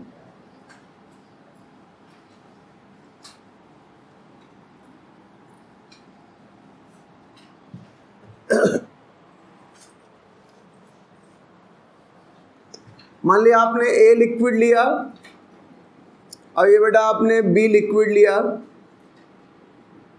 तो यार ए लिक्विड के अपने मॉलिक्यूल होंगे, ए लिक्विड के अपने मॉलिक्यूल होंगे। मान लिया ए वाले मॉलिक्यूल हैं, इनके बीच में कुछ फोर्स काम करेगा, इसे मॉलिक्यूलर फोर्स बोलेंगे या इंटरेक्शन फोर्स बोलेंगे। ऐसे बी लिक्विड के अपने मॉलिक्यूल होंगे, मान लिया बी और बी, इनके बीच अपना मॉलिक्यूलर फोर्स होगा। मॉलिक्यूलर फोर्स को चाहो तो इंटरेक्शन फोर्स भी कह सकते हो। ए लिक्विड के मॉलिक्यूल के ए, बी लिक्विड के मॉलिक्यूल मैंने क्या लिख दिया? बी और बी लिख दिया। इनके बीच कुछ मॉलिक्यूलर फोर्स होगा। और जब तुम इन दोनों को मिला दोगे यार, जब तुम दोनों लिक्विड को मिक्स करोगे तो एक नया मॉलिक्यूलर फोर्स डेवलप होगा। कौन सा? ए और बी वाला, एक नया मॉलिक्यूलर फोर्स आया। अगर सॉल्यूशन आइडियल है, अगर सॉल्यूशन आइडियल है तो ए और ए का मॉलिक्यूलर फोर्स, बी और बी का मॉलिक्यूलर फोर्स और ए और बी का मॉलिक्यूलर फोर्स ऑलमोस्ट बराबर होगा। इसका मतलब लिखना मतलब ये, अगर सॉल्यूशन आइडियल है तो ए और ए का, बी और बी का मॉलिक्यूलर फोर्स और ए और बी का मॉलिक्यूलर फोर्स ऑलमोस्ट इक्वल होगा, या बराबर भी लिख सकते हो, ऐसा नहीं है। इसका मतलब जो मॉलिक्यूलर फोर्स पहले था वही मॉलिक्यूलर फोर्स। अब मुझे बताओ, ए और बी लिक्विड को मिला देने पर ए और बी में आपस में अट्रैक्शन हुआ कि रिपल्सन हुआ? कुछ नहीं हुआ यार, क्योंकि जैसा फोर्स पहले था वैसे फोर्स बाद में। ना ए में अट्रैक्शन है ए और बी में, ना ए और बी में। इसका मतलब सारे मॉलिक्यूलर फोर्स। पहली कंडीशन, आइडियल सॉल्यूशन की पहली कंडीशन क्या हो गई कि molecular forces must be almost same. Same लिख दोगे तब भी कोई दिक्कत नहीं है। जितने भी टाइप के लिक्विड के मॉलिक्यूल के बीच में फोर्सेस होंगे सब बराबर होंगे। ये पहली कंडीशन हुई आइडियल की। अगर ऐसा नहीं हुआ तो फिर आइडियल नहीं होगा, याद रखना। दूसरी बेटा कंडीशन क्या है? दूसरी कंडीशन क्या होती है कि आइडियल सॉल्यूशन सभी टेम्परेचर पे और सभी कंसंट्रेशन पे राउट्स लॉ को ओबे करेगा। राउट्स लॉ को ओबे करेगा। तो आइडियल सोल्यूशन क्या करेगा, ओबेज राउल्ट्स लॉ। ये राउल्ट्स लॉ को ओबे करेगा। अच्छा, राउल्ट्स लॉ को ओबे करने का मतलब क्या है, ए लिक्विड का partial pressure P not A into x A होगा, बी लिक्विड का partial pressure P not B into x B होगा, और भाई साहब total pressure P not A into x A plus P not B into x B होगा। यही तो Raoult's law पढ़ा था वोलेटाइल लिक्विड का। दोनों लिक्विड कैसे हैं, वोलेटाइल है ना, तो यही राउल्ट्स लॉ। कभी तुमने एक ही राउल्ट्स लॉ पढ़ाई। इसका मतलब राउल्ट्स लॉ ओबे होगा 100%। ये दो कंडीशन हो गई। तीसरी कंडीशन, अच्छा मुझे बताओ, अगर मान लिया हम ए और बी लिक्विड को बेटा आपस में मिलाते और इन दोनों के बीच में अट्रैक्शन होता, मान लो 1 मिनट के लिए इन दोनों के बीच में अट्रैक्शन होता है, तो अट्रैक्शन से एनर्जी हमेशा निकलती है। तो प्रोसेस कैसा होता है, एक्सोथर्मिक। अब एक्सोथर्मिक रिएक्शन के लिए डेल्टा एच की वैल्यू क्या आती है बेटा, माइनस। मान लो इन दोनों में रिपल्सन होता, क्या होता, रिपल्सन होता। तो रिपल्सन होने का मतलब एक दूसरे से दूर भागते, और दूर भागते तो अगर तुम पास लाने की कोशिश करते तो एनर्जी बाहर से आपको सप्लाई करनी पड़ती, तो वो एंडोथर्मिक होता। डेल्टा एच का साइन क्या होता, लेकिन यहाँ तो ना यार अट्रैक्शन है ना, इसका मतलब है डेल्टा एच की वैल्यू क्या आएगी, जब तुम दोनों लिक्विड को आपस में मिलाओगे तो एनर्जी ना तो रिलीज होगी ना एब्जॉर्ब होगी। क्यों, एनर्जी रिलीज और एब्जॉर्ब कब होती है, जब अट्रैक्शन या तो ज़्यादा होता या कम होता है। अट्रैक्शन क्या है, जो पहले था वही, तो इसका मतलब है दोनों को मिला देने के बाद जो उनका एनर्जी चेंज होगा, इसे एंथैल्पी चेंज कहते हैं। क्या बोलते हैं, डेल्टा एच मिक्सिंग क्या आएगा, 0। डेल्टा एच का मतलब क्या है, एंथैल्पी चेंज, एनर्जी चेंज। तो इसका मतलब आइडियल सोल्यूशन में डेल्टा एच मिक्सिंग हमेशा 0 आएगा। ना तो हीट एब्जॉर्ब हो रही है, ना हीट इवॉल्व हो रही, ना निकल रही ना एब्जॉर्ब हो रही। नंबर 4, अच्छा अगर आप इन दोनों लिक्विड को मिलाते और आपस में अट्रैक्शन होता तो मॉलिक्यूल पास पास आते, तो वॉल्यूम घटता, वॉल्यूम घटता। और बाई चांस दोनों में रिपल्सन होता तो मॉलिक्यूल एक दूसरे से दूर भागते, तो वॉल्यूम बढ़ता। यहाँ कुछ होगा क्या, कुछ नहीं, क्योंकि अट्रैक्शन और रिपल्सन सब बराबर ही है, सब फोर्सेस बराबर हैं। इसलिए यहाँ पर डेल्टा वी मिक्सिंग मतलब दोनों को मिला देने के बाद वॉल्यूम में चेंज भी क्या आएगा, 0। कोई वॉल्यूम में चेंज नहीं आएगा। मान लिया आपने 10 ml ए लिया और आपने 10 ml बी लिया, तो टोटल सोल्यूशन कितना मिलेगा, 20 ml। कितने का चेंज आया, 10 - 10, डेल्टा वी कितना आया, 0। चेंज का मतलब दोनों वॉल्यूम को घटाओ आपस में ना, जोड़ने के बाद वॉल्यूम कितना आना चाहिए, 20 आ रहा। इसका मतलब वॉल्यूम में कोई चेंज। मान लिया यहाँ 21 आ जाए, आना कितना चाहिए था 20, लेकिन क्या आ जाए 21, इसका मतलब वॉल्यूम बढ़ गया। मान लिया है 19 आ जाए, तो 10 और 10 को जोड़ने पे आना चाहिए था 20, लेकिन आ जाए 19, तो वॉल्यूम घट गया, तो अलग केस हो जाएगा। तो इसका मतलब है दोनों लिक्विड को मिला देने पर वॉल्यूम में चेंज कोई नहीं होता है। क्यों, ना अट्रैक्शन था ना रिपल्सन था। एनर्जी में चेंज क्यों 0 है, ना अट्रैक्शन था ना रिपल्सन है। बात समझ में आ गई। 4 पॉइंट तो हो ही गए। नंबर 5, आपने एक चीज़ सुनी होगी डेल्टा एस, नहीं सुना तो सुन लो। अब इसे बोलते हैं एंट्रोपी। एंट्रोपी क्या होती है, रैंडमनेस। 2 या 2 से अधिक मॉलिक्यूल को मिलाओगे तो मॉलिक्यूल का रैंडमनेस बढ़ जाता है। रैंडमनेस मतलब होता है मॉलिक्यूल का मूवमेंट होने की टेंडेंसी क्या हो रही, तो डेल्टा एस हमेशा क्या आएगा, पॉजिटिव। और एक चीज़ होती है डेल्टा जी, इसे बोलते हैं गिब्स फ्री एनर्जी। ये हमेशा क्या होती है, अगर कोई प्रोसेस हो रही है तो उसके लिए डेल्टा जी क्या होता है, हमेशा नेगेटिव होगा। डेल्टा जी हमेशा नेगेटिव होगा। एक बात और, डेल्टा एच मिक्सिंग क्या है, 0। तो जिस रिएक्शन में डेल्टा एच 0 होता है उस रिएक्शन में टेम्परेचर घटाने या बढ़ाने का कोई फर्क नहीं पड़ता है। जिस रिएक्शन में डेल्टा एच नेगेटिव होता है वहाँ टेम्परेचर लो रखा जाता है, जिसके लिए डेल्टा एच पॉजिटिव होता है वहाँ टेम्परेचर हाई रखा जाता है, और जिसके लिए डेल्टा एच 0 वहाँ पे टेम्परेचर का कोई इफेक्ट। अब मान लिया आपने ए और बी लिक्विड को मिलाया 25 सेंटीग्रेड पर, 25 सेंटीग्रेड पर ए और दो बी लिक्विड को मिला रहे हो, तुमने टेम्परेचर बढ़ा के 35 सेंटीग्रेड कर दिया, तो क्या दोनों की मिक्सिंग पे कोई प्रभाव पड़ेगा क्या? कुछ नहीं। क्यों? इस रिएक्शन के लिए डेल्टा एच क्या है? तो दोनों लिक्विड की मिक्सिंग पर टेम्परेचर का इफेक्ट। अब इतना टेम्परेचर हाई मत करना कि लिक्विड ही उड़ जाए, 2-4 डिग्री, 10 डिग्री, 5 डिग्री बढ़ाओगे तो कोई फर्क। तो पॉइंट नंबर 7 क्या लिखोगे? No effect of temperature, no effect of temperature on mixing of liquids. Liquid की मिक्सिंग पर टेम्परेचर का कोई इफेक्ट नहीं पड़ेगा। No effect of temperature on mixing of liquids.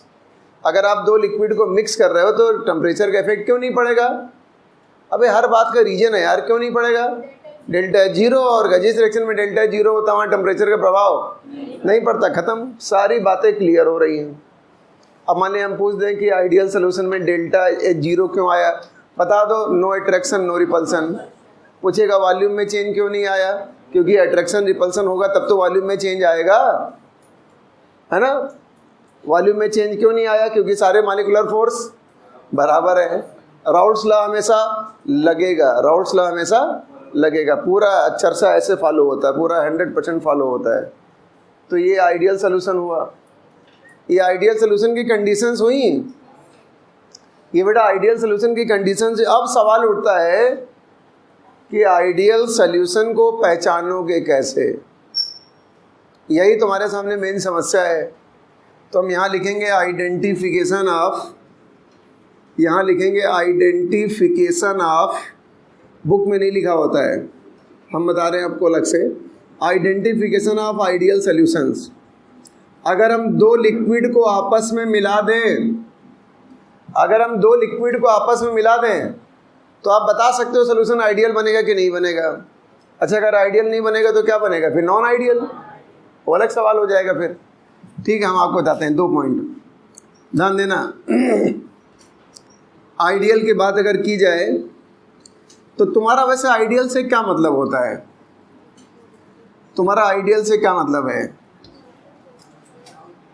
जैसे तुमने कहा सर हमारे फादर हमारे लिए आइडियल हैं, तो इसका मतलब उनकी प्रॉपर्टी ऐसी हैं जिनको तुम फॉलो कर सकते हो। तुमने बोला सर ये जो है, जैसे मान घर में तुमने कोई जानवर पाले, एक बैल पाला हीरा, एक बैल पाला मोती। मुंशी प्रेमचंद की कहानी पढ़ी, हीरा मोती। तो इन दोनों की जोड़ी क्या थी? आइडियल। हीरा मोती की जोड़ी क्या थी? आइडियल थी। ठीक है। तुमने कहा सर हमारा वेट जो है 1 कुंटल 20 किलोग्राम है, ठीक है, और हमारी वाइफ का वेट जो है 40 किलोग्राम है, या वाइफ का वेट इतना है, हस्बैंड का वेट जो है, हीमोग्लोबिन नहीं लिखा, हस्बैंड लिखा है, कितना है? 40 है। जोड़ी कैसी लग रही है? हाँ, पता चला कि चलो वाइफ का अगर 120 है तो आदमी का 140 तो होने ही चाहिए, तब तो जोड़ी आइडियल लगेगी। लोग बोलेंगे 2 मोटे जा रहे हैं, अब पता चला कि एक का वेट 40 है, कहेंगे लोग सीकियाँ पहलवान जो है एक सुमो पहलवान के साथ जा रहा है। तो ये जोड़ी कैसी बताओ? तुम्हारी हाइट है 6 फीट, चलो 6 फीट मान लेते हैं, हिंदुस्तान में 6 फीट से कम लोग मिलते हैं, और तुम्हारी बीबी की हाइट थी 4 फीट, या इसका उल्टा कर लो, वाइफ की हाइट 4 फीट, आदमी की हाइट 6 फीट है, 4 फीट जोड़ी कैसी है? तो अगर इसकी 6 है तो यार इसकी 5.5 तो होनी चाहिए कम से कम। तुम शादी ब्याह में जाते हो, खाना खाते खाते क्या बोलते हो? जैसे जयमाल वमाल चल रहा है, अरे मिश्रा जी कहाँ फंस गए, ऐसा बोलने का मतलब जोड़ी क्या है? नॉन आइडियल है। लेकिन कई बार आदमी बोलते हैं यार बहुत सही लग रहे हैं दोनों लोग, इसका मतलब जोड़ी कैसी है? आइडियल। अपने घर के लोग तो आइडियल बोलते ही हैं, बाहरी आदमी जो कमेंट करे समझ लो वही सही है। अगर तुमको सही कमेंट सुनना है तो किसी बाहरी आदमी पीछे खड़े हो जाओ। मतलब तुम्हारी सिस्टर की मैरिज हो रही है, तुमको उसके हस्बैंड के बारे में कुछ कमेंट सुनना है, तो जो आदमी खाना पीना खा रहे हो चुपचाप पीछे खड़े हो जाओ, तब बोलेगा मोटा कहीं का, ये कहीं का, वो कहीं का। अगर आदमी बोल रहा नहीं यार बहुत सही लग रहे हैं दोनों, तो इसका ना समझ जाओ आइडियल जो तुमने बनवा ली है, वरना मामला गड़बड़ है। तो आइडियल समझे? आइडियल का मतलब दोनों एक ही जैसे होने चाहिए, मतलब ये तो मजाक की बात थी। आइडियल का मतलब दोनों एक ही जैसे होने चाहिए, वो आइडियल होगा। अब दोनों में क्या एक ही जैसा होना चाहिए, सुन लो। If molecular structure of both molecules of liquid, both molecules are same, या ऑलमोस्ट सेम लिख लो, आर ऑलमोस्ट सेम। ये तो सेम ही कर लो, ऑलमोस्ट मत लिखो, इसको सेम कर लो। मॉलिक्यूलर स्ट्रक्चर एक जैसा हो। अब तुम कहोगे स्ट्रक्चर में क्या आता है, पता चला एक मॉलिक्यूल तुमने ले लिया दूसरे स्ट्रक्चर का, एक ले लिया दूसरे स्ट्रक्चर का, ये नहीं चलेगा। अगर एक ट्राइगोनल प्लेनर है तो दूसरा भी आमतौर पे ट्राइगोनल प्लेनर चाहिए। एक का डाइपोल मोमेंट 0 है तो दूसरे का डाइपोल मोमेंट भी लगभग 0 ही हो, तो मॉलिक्यूलर स्ट्रक्चर कैसे माना जाता है, आइडियल, सेम टाइप का, आइडियल नहीं सेम टाइप का। और दूसरा बेटा क्या है, मॉलिक्यूलर साइज भी ऑलमोस्ट क्या होना चाहिए, molecular size should be almost same. Molecular size भी बेटा ऑलमोस्ट जो है सेम होना चाहिए। अगर मॉलिक्यूलर साइज लगभग बराबर है, लगभग बराबर होगा, एकदम बराबर तो नहीं हो सकता ना ये। अगर मॉलिक्यूलर साइज लगभग बराबर है और दोनों का स्ट्रक्चर भी एक ही जैसा है तो जोड़ी आइडियल बन जाएगी। अब आपको याद थोड़ी करना है, देखो एग्जांपल देखो, मैंने अभी लिखा था नॉर्मल हेक्सेन। नॉर्मल हेक्सेन का मतलब 6 कार्बन का एल्केन, और हमने लिखा था नॉर्मल हेप्टेन, इसमें था C7H16।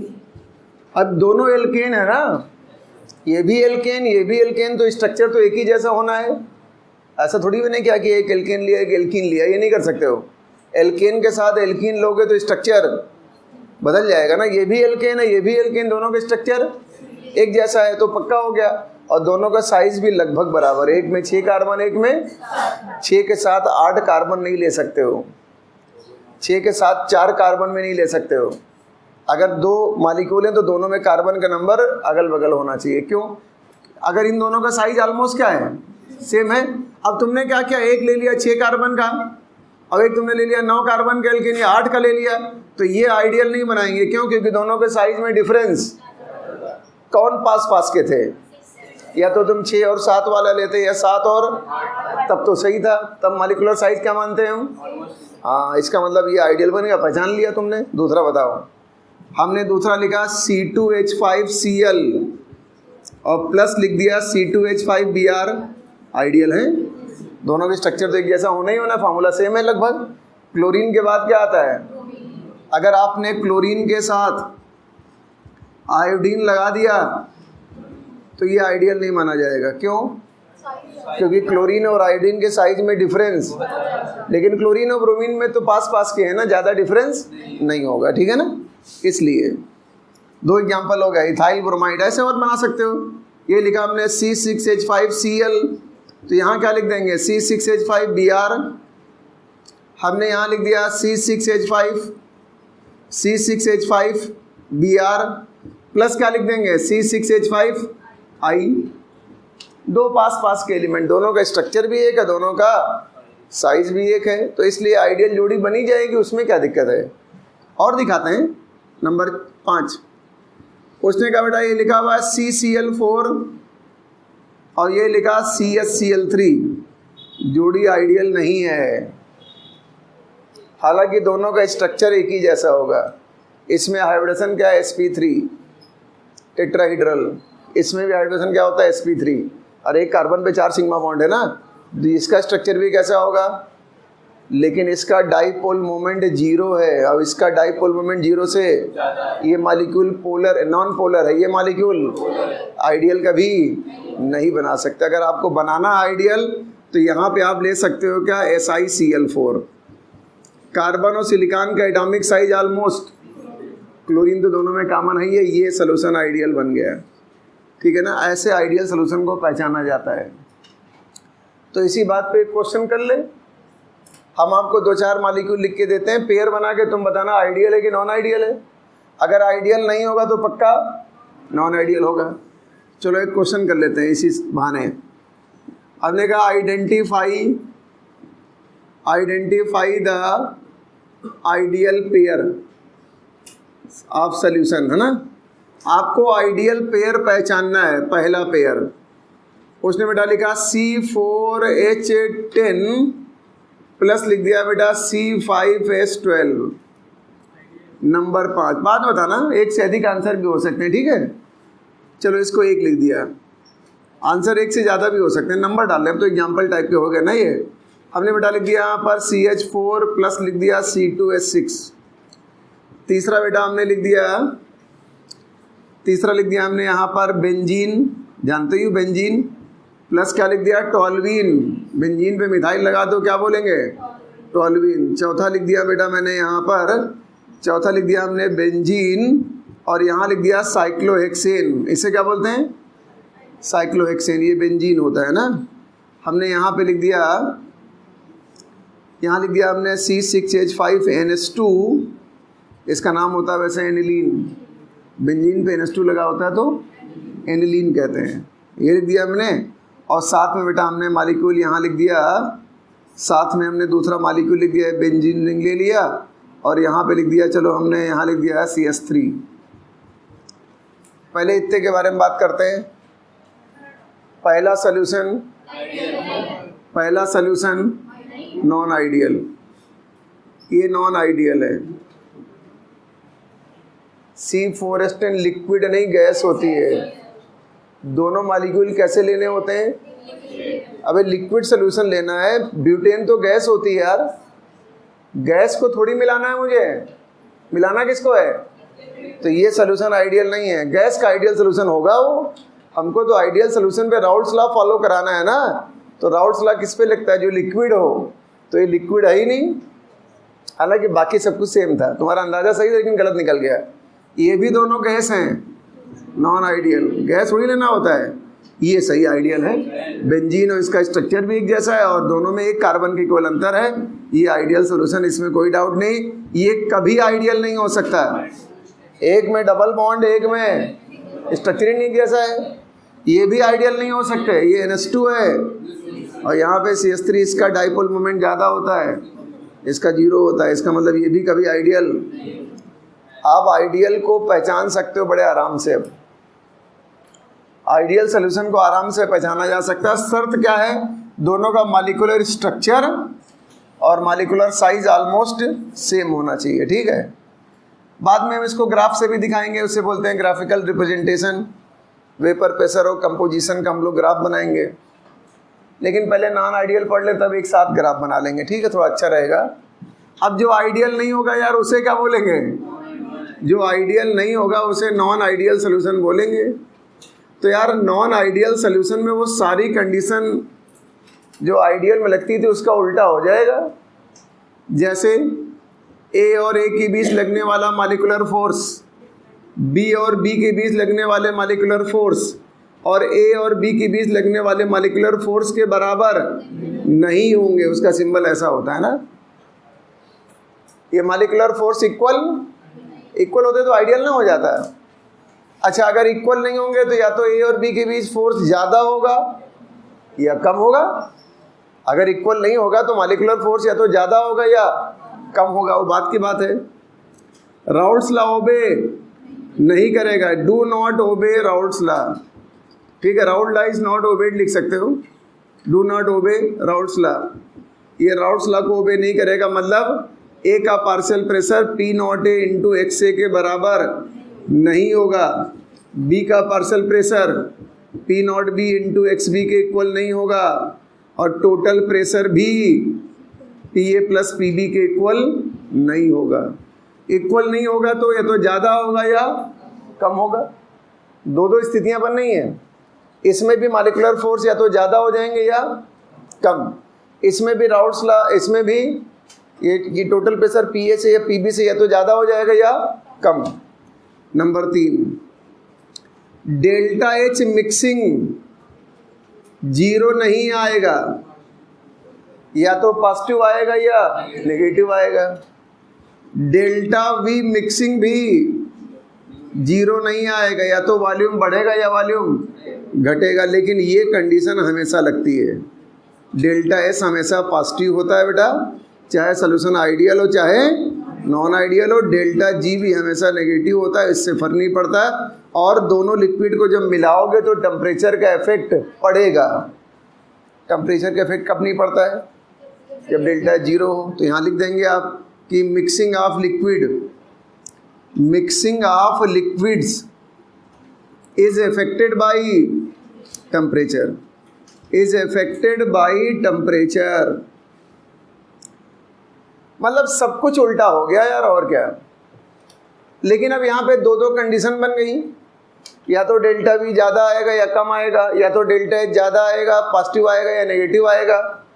पार्शियल प्रेशर या तो ज़्यादा हो जाएगा या कम हो जाएगा।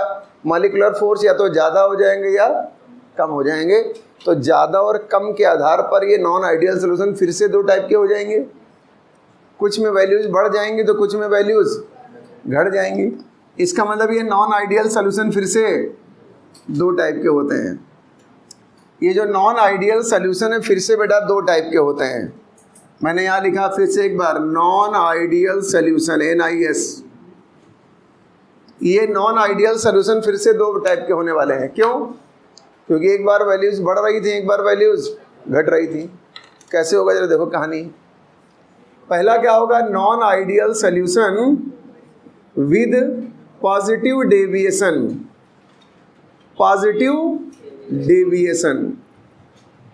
मतलब इसमें वैल्यूज बढ़ जाएंगी। और यहाँ लिखा जाएगा दूसरा बेटा, non ideal solution with negative deviation, मतलब इसमें वैल्यूज घट जाएंगी। Non ideal solution with positive deviation and non ideal solution with negative deviation. सुनिए जरा, पॉजिटिव डेविएशन में क्या होता है? खाली एक चीज़ घटती है, बाकी सब चीज़ें बढ़ती हैं। देखो, ए और बी के बीच का जो मॉलिक्यूलर फोर्स है वो ए और ए के कंपैरिजन में या बी और बी के कंपैरिजन में कम होता है। सुन लो क्या बोल रहा हूँ मैं। पॉजिटिव डेविएशन में एक चीज़ घटती है बस, क्या? दोनों मॉलिक्यूल के बीच का मॉलिक्यूलर फोर्स ए या बी और बी से कम है। जब इन दोनों के बीच का मॉलिक्यूलर फोर्स ए और बी से कम है तो ये मॉलिक्यूल एक दूसरे से दूर दूर होंगे कि पास पास होंगे? अरे आपस में मॉलिक्यूलर फोर्स कम है यार, तो मॉलिक्यूल डिस्पर्स रहेंगे, दूर दूर रहेंगे। और मॉलिक्यूल दूर दूर रहेंगे तो वॉल्यूम ज़्यादा कवर करेंगे, और वॉल्यूम जब ज़्यादा कवर करेंगे तो डेल्टा वी मिक्सिंग पॉजिटिव आएगा। हर चीज़ का रीजन है, बिना रीजन कुछ नहीं होता है, साइंस है। ए और बी में आपस में फोर्स कम है ना, तो फोर्स कम है तो मॉलिक्यूल थोड़ा डिस्पर्स रहेंगे, दूर दूर रहेंगे, वॉल्यूम ज़्यादा हो जाएगी। अच्छा, इन दोनों के बीच में क्या अट्रैक्शन है? क्या अट्रैक्शन होता तो पास पास ना होते। इसका मतलब इन दोनों में ज़्यादा अट्रैक्शन नहीं बल्कि रिपल्सन है। रिपल्सन से एनर्जी खर्च होती है और अट्रैक्शन में एनर्जी निकलती है। खर्च होने का मतलब डेल्टा एच पॉजिटिव, खर्च होने का मतलब डेल्टा एच पॉजिटिव। मतलब प्रोसेस कैसा है? अगर आप इन दोनों को मिलाना चाहते हो तो एनर्जी आपको देनी पड़ेगी। मिलना नहीं चाह रहे हैं ना, तुम ज़बरदस्ती मिलाओगे तो एनर्जी आपको देनी पड़ेगी।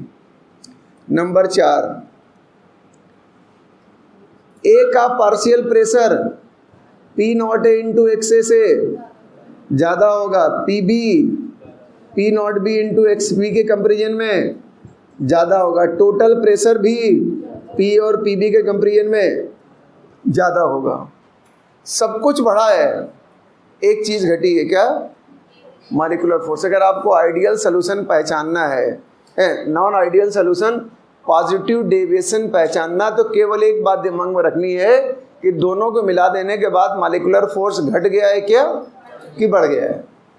मॉलिक्यूलर फोर्स घट गया अपने आप, पॉजिटिव डेविएशन। मॉलिक्यूलर फोर्स अभी हम बढ़ा देंगे तो ये कहाँ से समझ में आएगा? केमिकल बॉन्डिंग से। ये कहाँ समझ में आता है? केमिकल बॉन्डिंग से। और केमिकल बॉन्डिंग ऑलरेडी पढ़ा चुके हैं तुम्हें, इसीलिए बिना केमिकल बॉन्डिंग ये चैप्टर कोई माई का लाल पढ़ा नहीं सकता। अगर आपको पढ़ाया जा रहा है तो इसका मतलब तुमको मान लेता होगा कि तुम्हें केमिकल बॉन्डिंग बहुत बढ़िया आती है, तो मान ही ले रहा है केवल, वो आती कहाँ है? तो इसका मतलब बाकी कंडीशन नहीं लगेंगे भाई। एक और लिख देता हूँ, डेल्टा एच पॉजिटिव है तो डेल्टा एस पॉजिटिव मतलब एंडोथर्मिक रिएक्शन में एनर्जी तुम्हें देनी होती है। तो जब आप दोनों लिक्विड को मिक्स करोगे तो एनर्जी बाहर से सप्लाई करोगे। तो यहाँ लिखोगे mixing of liquid, mixing of liquid is directly proportional to temperature. Temperature बढ़ाओगे तो दोनों लिक्विड जल्दी मिक्स होंगे। क्यों जल्दी मिक्स क्यों होंगे? क्योंकि ये बॉन्ड टूटेगा तो आपस में मिलना चाहेंगे। एंडोथर्मिक प्रोसेस के लिए टेम्परेचर क्या चाहिए होता है? हाई। और डेल्टा जी तो हमेशा नेगेटिव रहेगा और डेल्टा एस हमेशा, बार बार क्या लिखें उसको, वो लिखने की जरूरत नहीं हो तो लिख ही दिया उधर। नॉन आइडियल नेगेटिव डेविएशन बेटा क्या होता है? एक चीज़ बढ़ जाती है बस, ए और बी का मॉलिक्यूलर फोर्स ए और ए या और बी के कंपेरिजन में ज़्यादा होगा। एक ही चीज़ बढ़ती है इसमें बस, बाकी सब घटेंगी। अच्छा मॉलिक्यूलर फोर्स ज़्यादा होगा तो मॉलिक्यूल पास पास होंगे तो वॉल्यूम घटेगा। डेल्टा बी मिक्सिंग नेगेटिव आएगा, मतलब जितना आना चाहिए उससे कम आएगा। दोनों के बीच में अट्रैक्शन है तो delta H mixing negative, energy हमेशा निकलेगी। प्रोसेस कैसा होगा? एक्सोथर्मिक होगा। और राउल्ट्स लॉ में पी ए का partial pressure P not A into x A से कम होगा, बी का partial pressure P not into x B से कम होगा, टोटल प्रेशर भी P A plus P B से कम होगा। और सॉल्यूशन की लिक्विड मिक्सिंग, लिक्विड्स की जो मिक्सिंग होगी वो टेम्परेचर के इन्वर्सली होगी, क्योंकि प्रोसेस कैसा है? एक्सोथर्मिक रिएक्शन का मतलब एनर्जी ऑलरेडी निकल रही है, तो क्या तुम और दे दोगे? क्या कम रखना होता है। तो यहाँ क्या लिखोगे? मिक्सिंग ऑफ, किताब में नहीं लिखा होगा, mixing of liquid is inversely proportional to temperature. लेकिन टेम्परेचर घटाने बढ़ाने की भी एक लिमिट होती है। फिलहाल मैं लिख दे रहा हूँ, आगे थोड़ा बहुत आएगा तो बात करेंगे। और डेल्टा जी तो नेगेटिव आना ही, डेल्टा एस तो पॉजिटिव आना है, वो तो कॉमन फैक्टर है ना। आपको सिर्फ एक बात ध्यान रखनी है, दोनों लिक्विड को मिला देने के बाद ये मॉलिक्यूलर फोर्स अगर घट जाए तो पॉजिटिव डेविएशन, मॉलिक्यूलर फोर्स बढ़ जाए तो इतना अगर पहचान लिया तो काम चल जाएगा। आवाज़ जरूर जाएगा, ये बताता हूँ मैं कैसे आएगा। अभी तुम्हें सब सिखा देते हैं। और सिखा क्या देते? तुम केमिकल बॉन्डिंग पढ़ी जो थोड़ा बहुत तो याद आ ही जाएगा, नहीं याद आएगा तो याद दिलाएंगे तुम्हें भी हम। तो हम इन दोनों के एग्जाम्पल ले लें, फिर रुक जाएंगे, फिर कोऑर्डिनेशन केमिस्ट्री वाला आइसोमरेज वाला पार्ट पूरा करेंगे। तो non ideal solution with positive deviation, non ideal solution with negative deviation. अब हम एग्जाम्पल अलग अलग दिखाते हैं, ठीक है?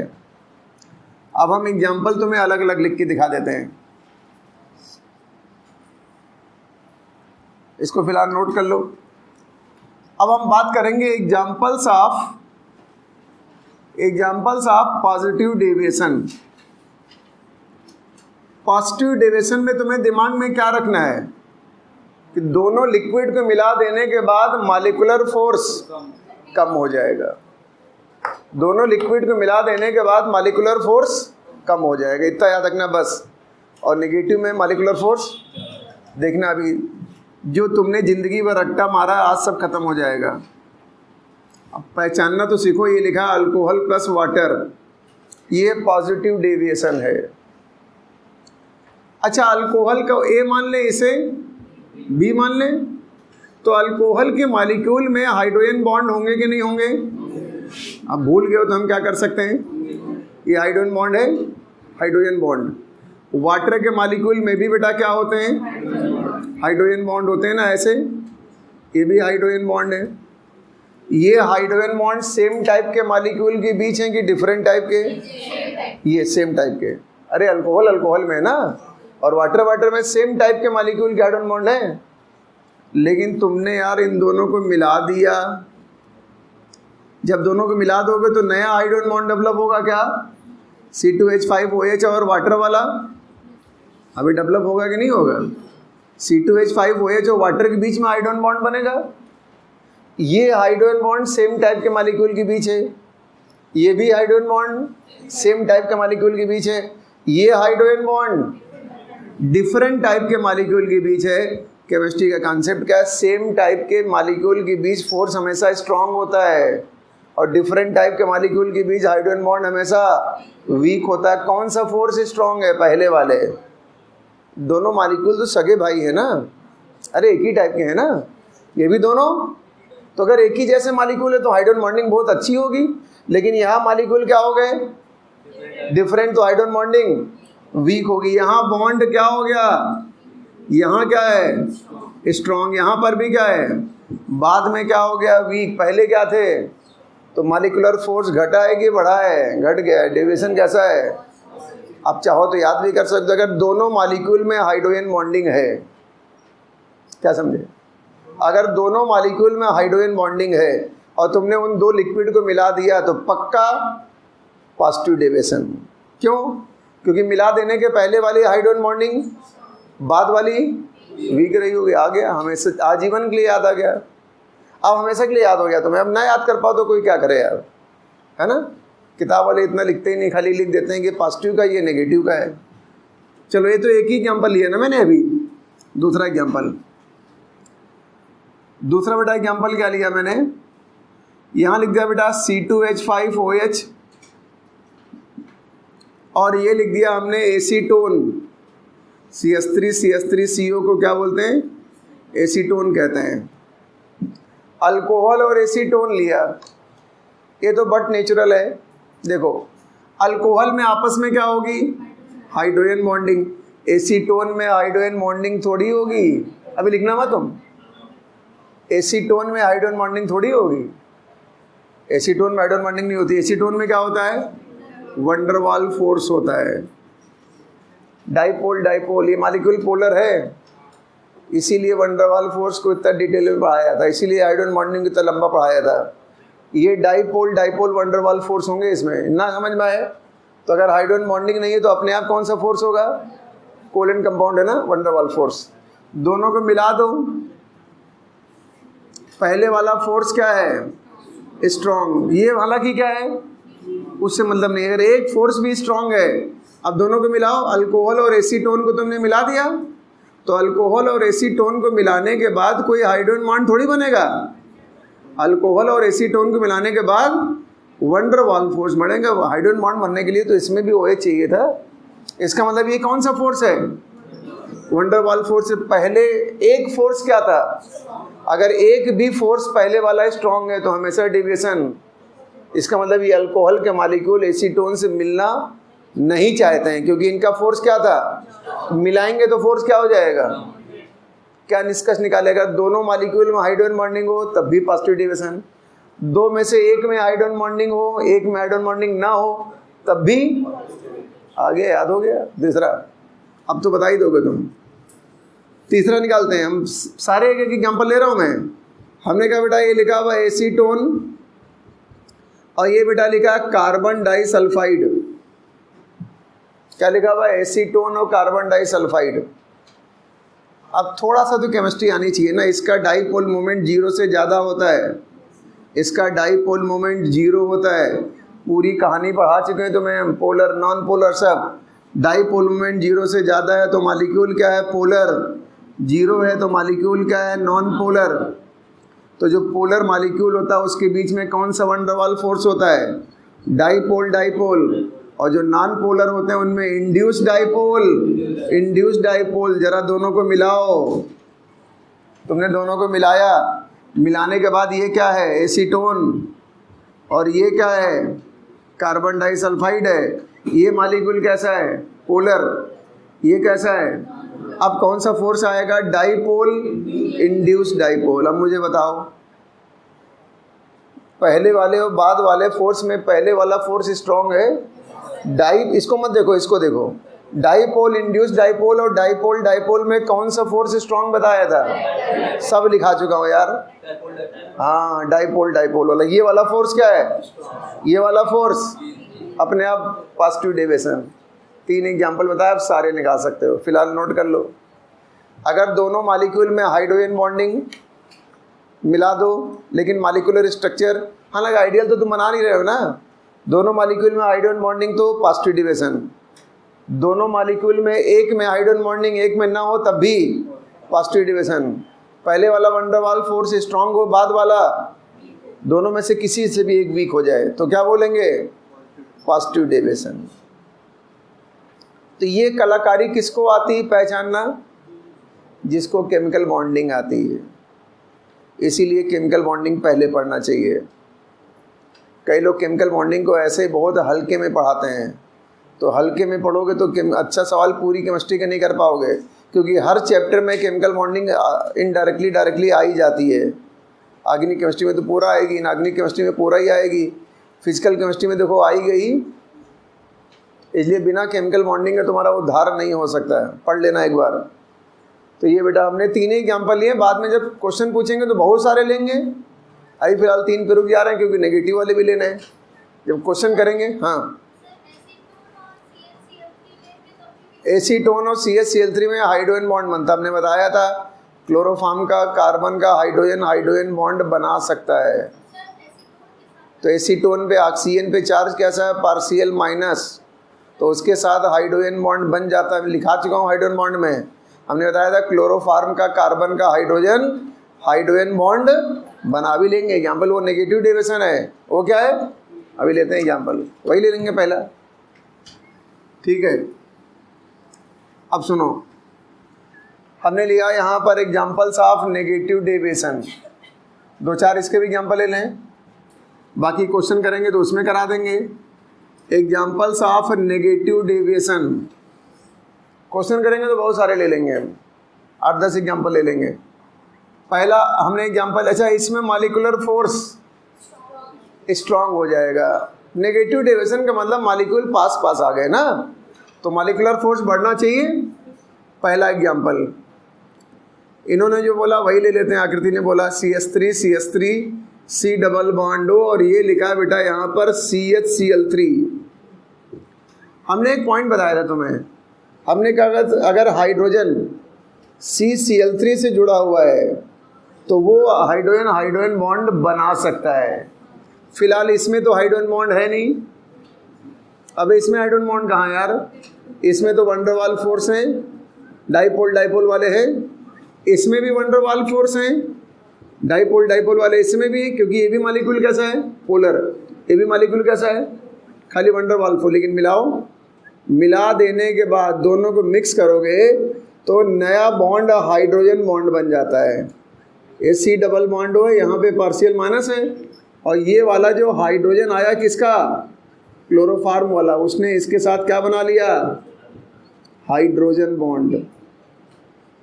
अब मुझे बताओ, हाइड्रोजन बॉन्ड वंडरवाल फोर्स से हमेशा स्ट्रांग होता है, तो मॉलिक्यूल पास पास आए होंगे, तो इसका मतलब ये बॉन्ड क्या है, स्ट्रांग, ये बॉन्ड क्या है, वीक। मतलब इसके कंपैरिजन में ये बॉन्ड क्या है, वीक।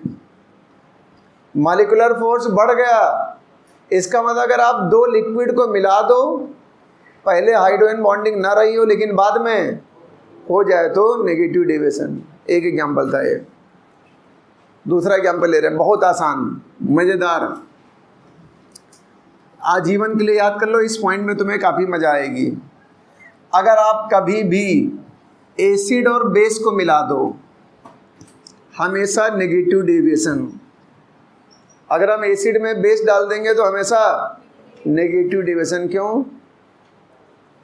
अभी एसिड बेस तो आपस में अट्रैक्शन शो करते हैं ना, एसिड बेस तो हमेशा आपस में अट्रैक्शन शो करते हैं, हमेशा क्या हो जाएगा। लेकिन आपको एसिड बेस बना के देगा नहीं, बताएंगे क्यों नहीं देगा। आपने लिखा ये नाइट्रिक एसिड और ये लिखा आपने वाटर, ये भी एसिड और बेस है, मालूम है क्यों? नाइट्रिक एसिड में H आयन होगा और वाटर में ऑक्सीजन के पास लोन पेयर होगा, तो ये H आयन जाके तुरंत इससे बहुत भयंकर, पहले जाएगा नाइट्रिक एसिड, वाटर में क्या होगा, आयोनाइज। पहले नाइट्रिक एसिड वाटर में क्या होगा, आयोनाइज, और आयोनाइज होने के बाद अपना H आयन यहाँ भेज देगा, तो क्या बन जाएगा बताओ जरा, H3O आयन बना। तो H3O आयन तो तभी बनेगा जब वाटर का नाइट्रिक एसिड के साथ अट्रैक्शन होगा। अच्छा, इसने H आयन दिया तो क्या बोलोगे, एसिड। इसने H आयन लिया तो क्या बोलोगे, बेस। यहाँ वाटर किसकी तरह काम कर रहा है और ये किसकी तरह है, अपने आप कैसा डेविएशन हुआ, अरे अट्रैक्शन बढ़ गया यार, भयंकर बढ़ गया, H आयन जाके जुड़ गया ना वहाँ। इसका मतलब अगर कहीं एसिड H आयन जा कर के O से जुड़ जाए बेस से, समझ जाओ नेगेटिव डेविएशन है, बहुत स्ट्रॉन्ग है। आप ये भी तो ले सकते हो HCl और वाटर, तुम ले सकते हो HClO4 और वाटर। अब तो समस्या खत्म हो गई ना। H जाएगा लोन पेयर ले लेगा, H जाएगा लोन पेयर ले लेगा। ऐसे वाटर में कोई भी एसिड डालोगे हमेशा नेगेटिव डिविजन। याद हो गया, हमेशा के लिए याद हो। क्यों नेगेटिव डिविजन? क्योंकि एसिड का H आयन वाटर के ऑक्सीजन के लोन पेयर को के साथ जुड़ेगा, क्या बनाएगा? प्रोटोनेशन। प्रोटॉन के जुड़ने क्या बोलते हैं? प्रोटोनेशन। हाइड्रोनियम आयन बन जाएगा ना। H3O आयन को क्या बोलते हैं? बस ये समझ जाओ अपने आप नेगेटिव डिविजन है। जब भी हम दो एसिड बेस मिला दें तो 100% नेगेटिव डिविजन। सुनो और दूसरा एग्जाम्पल देखो, 5वां। ये तो चौथा था ना, 5वां। तुमने कहा सर हमने ले लिया यहाँ पर पिरिडीन। पिरिडीन बेटा ऐसा होता है, ये तो पायरॉल था। तुमने कहा पिरिडीन ले लिया, नाइट्रोजन एक लोन पेयर, और तुमने कहा सर इसमें हमने एसिटिक एसिड डाल दिया, नेगेटिव डेविएशन, क्योंकि ये बेस है। नाइट्रोजन के ऊपर अगर लोन पेयर पाएगा तो हमेशा अपने आप क्या होता है? ये बेस है, और ये क्या है? एसिड है। इस एसिड का H आयन जाएगा इससे, डेविएशन कैसा हुआ?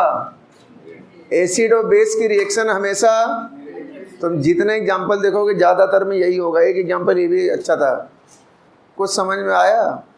बहुत बढ़िया आ गया तो ठीक है, यहाँ रुक जाते हैं। अब यहाँ रुकते हैं क्योंकि हम उसमें आइसोमेरिज पूरा करेंगे तब आगे बढ़ेंगे। थोड़ा थोड़ा वो भी होता रहे तो अच्छा रहेगा, और तुम इतनी जल्दी रिलैक्स हो जाओगे कि तुम्हें बहुत अच्छी फीलिंग आएगी। अभी कोऑर्डिनेशन केमिस्ट्री पढ़ लेंगे, फिर D&A ब्लॉक पढ़ लेंगे, अब ऐसे तुम्हारा टेंशन ख़त्म हो जाएगा। फिर उसके बाद हम P ब्लॉक पे आ जाएंगे, धीमे धीमे P ब्लॉक भी ख़त्म कर लेंगे। तो तुम्हारा पता है नवंबर दिसंबर तक आते आते इनऑर्गेनिक ख़त्म, रिलीज हो जाओ, तुम्हारी टेंशन खत्म हो जाएगा। इनऑर्गेनिक केमिस्ट्री तुम्हारी कमज़ोर कड़ी है। तुम इनऑर्गेनिक केमिस्ट्री के ज़्यादातर सवाल गलत करके आते हो, यह याद करके जाते हो। मतलब कॉन्फिडेंस नहीं आता तुम्हें इनऑर्गेनिक केमिस्ट्री, तुम्हें लगता है कि शायद सही हो जाए या गलत हो जाए। जब तुम एग्जाम देने जाते हो तो ये सोच के जाते हो इनऑर्गेनिक केमिस्ट्री के सवाल पक्का नहीं कि हम सही कर पाएंगे। अब पक्का करके जाओगे कि 100% श्योर है सही करके आओगे। ये फ़ायदा है। इनऑर्गेनिक केमिस्ट्री 10 दिन में नहीं पढ़ाई जाती है जैसा लोग पढ़ाते हैं। लोग क्या करते हैं, साल के लास्ट में फरवरी मार्च में 10 दिन इनऑर्गेनिक केमिस्ट्री पढ़ाते हैं, 10-15 पन्ने की एक सीट बांट देंगे, कहेंगे इसी से पढ़ लेना आ जाएगा। समझ जाओ उसे कुछ नहीं आता है। जिसको नहीं आता वही सीट बांटता है, तुम्हें बता रहा हूँ मैं। इसलिए सीट बीट से कुछ नहीं होने वाला। आप डिटेल में पढ़ रहे हो, इससे खतरनाक सवाल बन ही नहीं सकता जो पढ़ रहे हो। तो फिलहाल हम चैप्टर पढ़ रहे थे कोऑर्डिनेशन केमिस्ट्री। कोऑर्डिनेशन केमिस्ट्री में हम लोग पढ़ रहे थे जो आइसोमेरिज्म। कितने टाइप की आइसोमेरिज्म पढ़ी थी? 2 टाइप की। हाँ, इन्होंने कहा बेंजीन और CH-Cl3 है, ये ले लिया आपने बेंजीन और ये ले लिया CH-Cl3। पॉजिटिव डिविजन आएगा कि नेगेटिव डिविजन आएगा? पॉजिटिव आएगा, क्योंकि इसमें वंडरवाल फोर्स, इसमें भी डाइपोल डाइपोल, ये नॉन पोलर मॉलिक्यूल है। इंड्यूस डाइपोल मिला दो, ये डाइपोल इंड्यूस डाइपोल, पहले वाला फोर्स बाद वाला फोर्स, पॉजिटिव डिविजन। अपने आप आ जाएगा। सवाल कराएंगे, अभी सवाल कहाँ कराया मैंने? आज तो मैंने तरीका बताया, अगले टर्म पे कुछ सवाल कर लेंगे, 10-15 सवाल कर लेंगे, मतलब 10-15 एग्जाम्पल ले लेंगे, उसी में तुमसे पूछेंगे कौन पॉजिटिव कौन नेगेटिव कौन आइडियल, अपने आप आ जाएगा।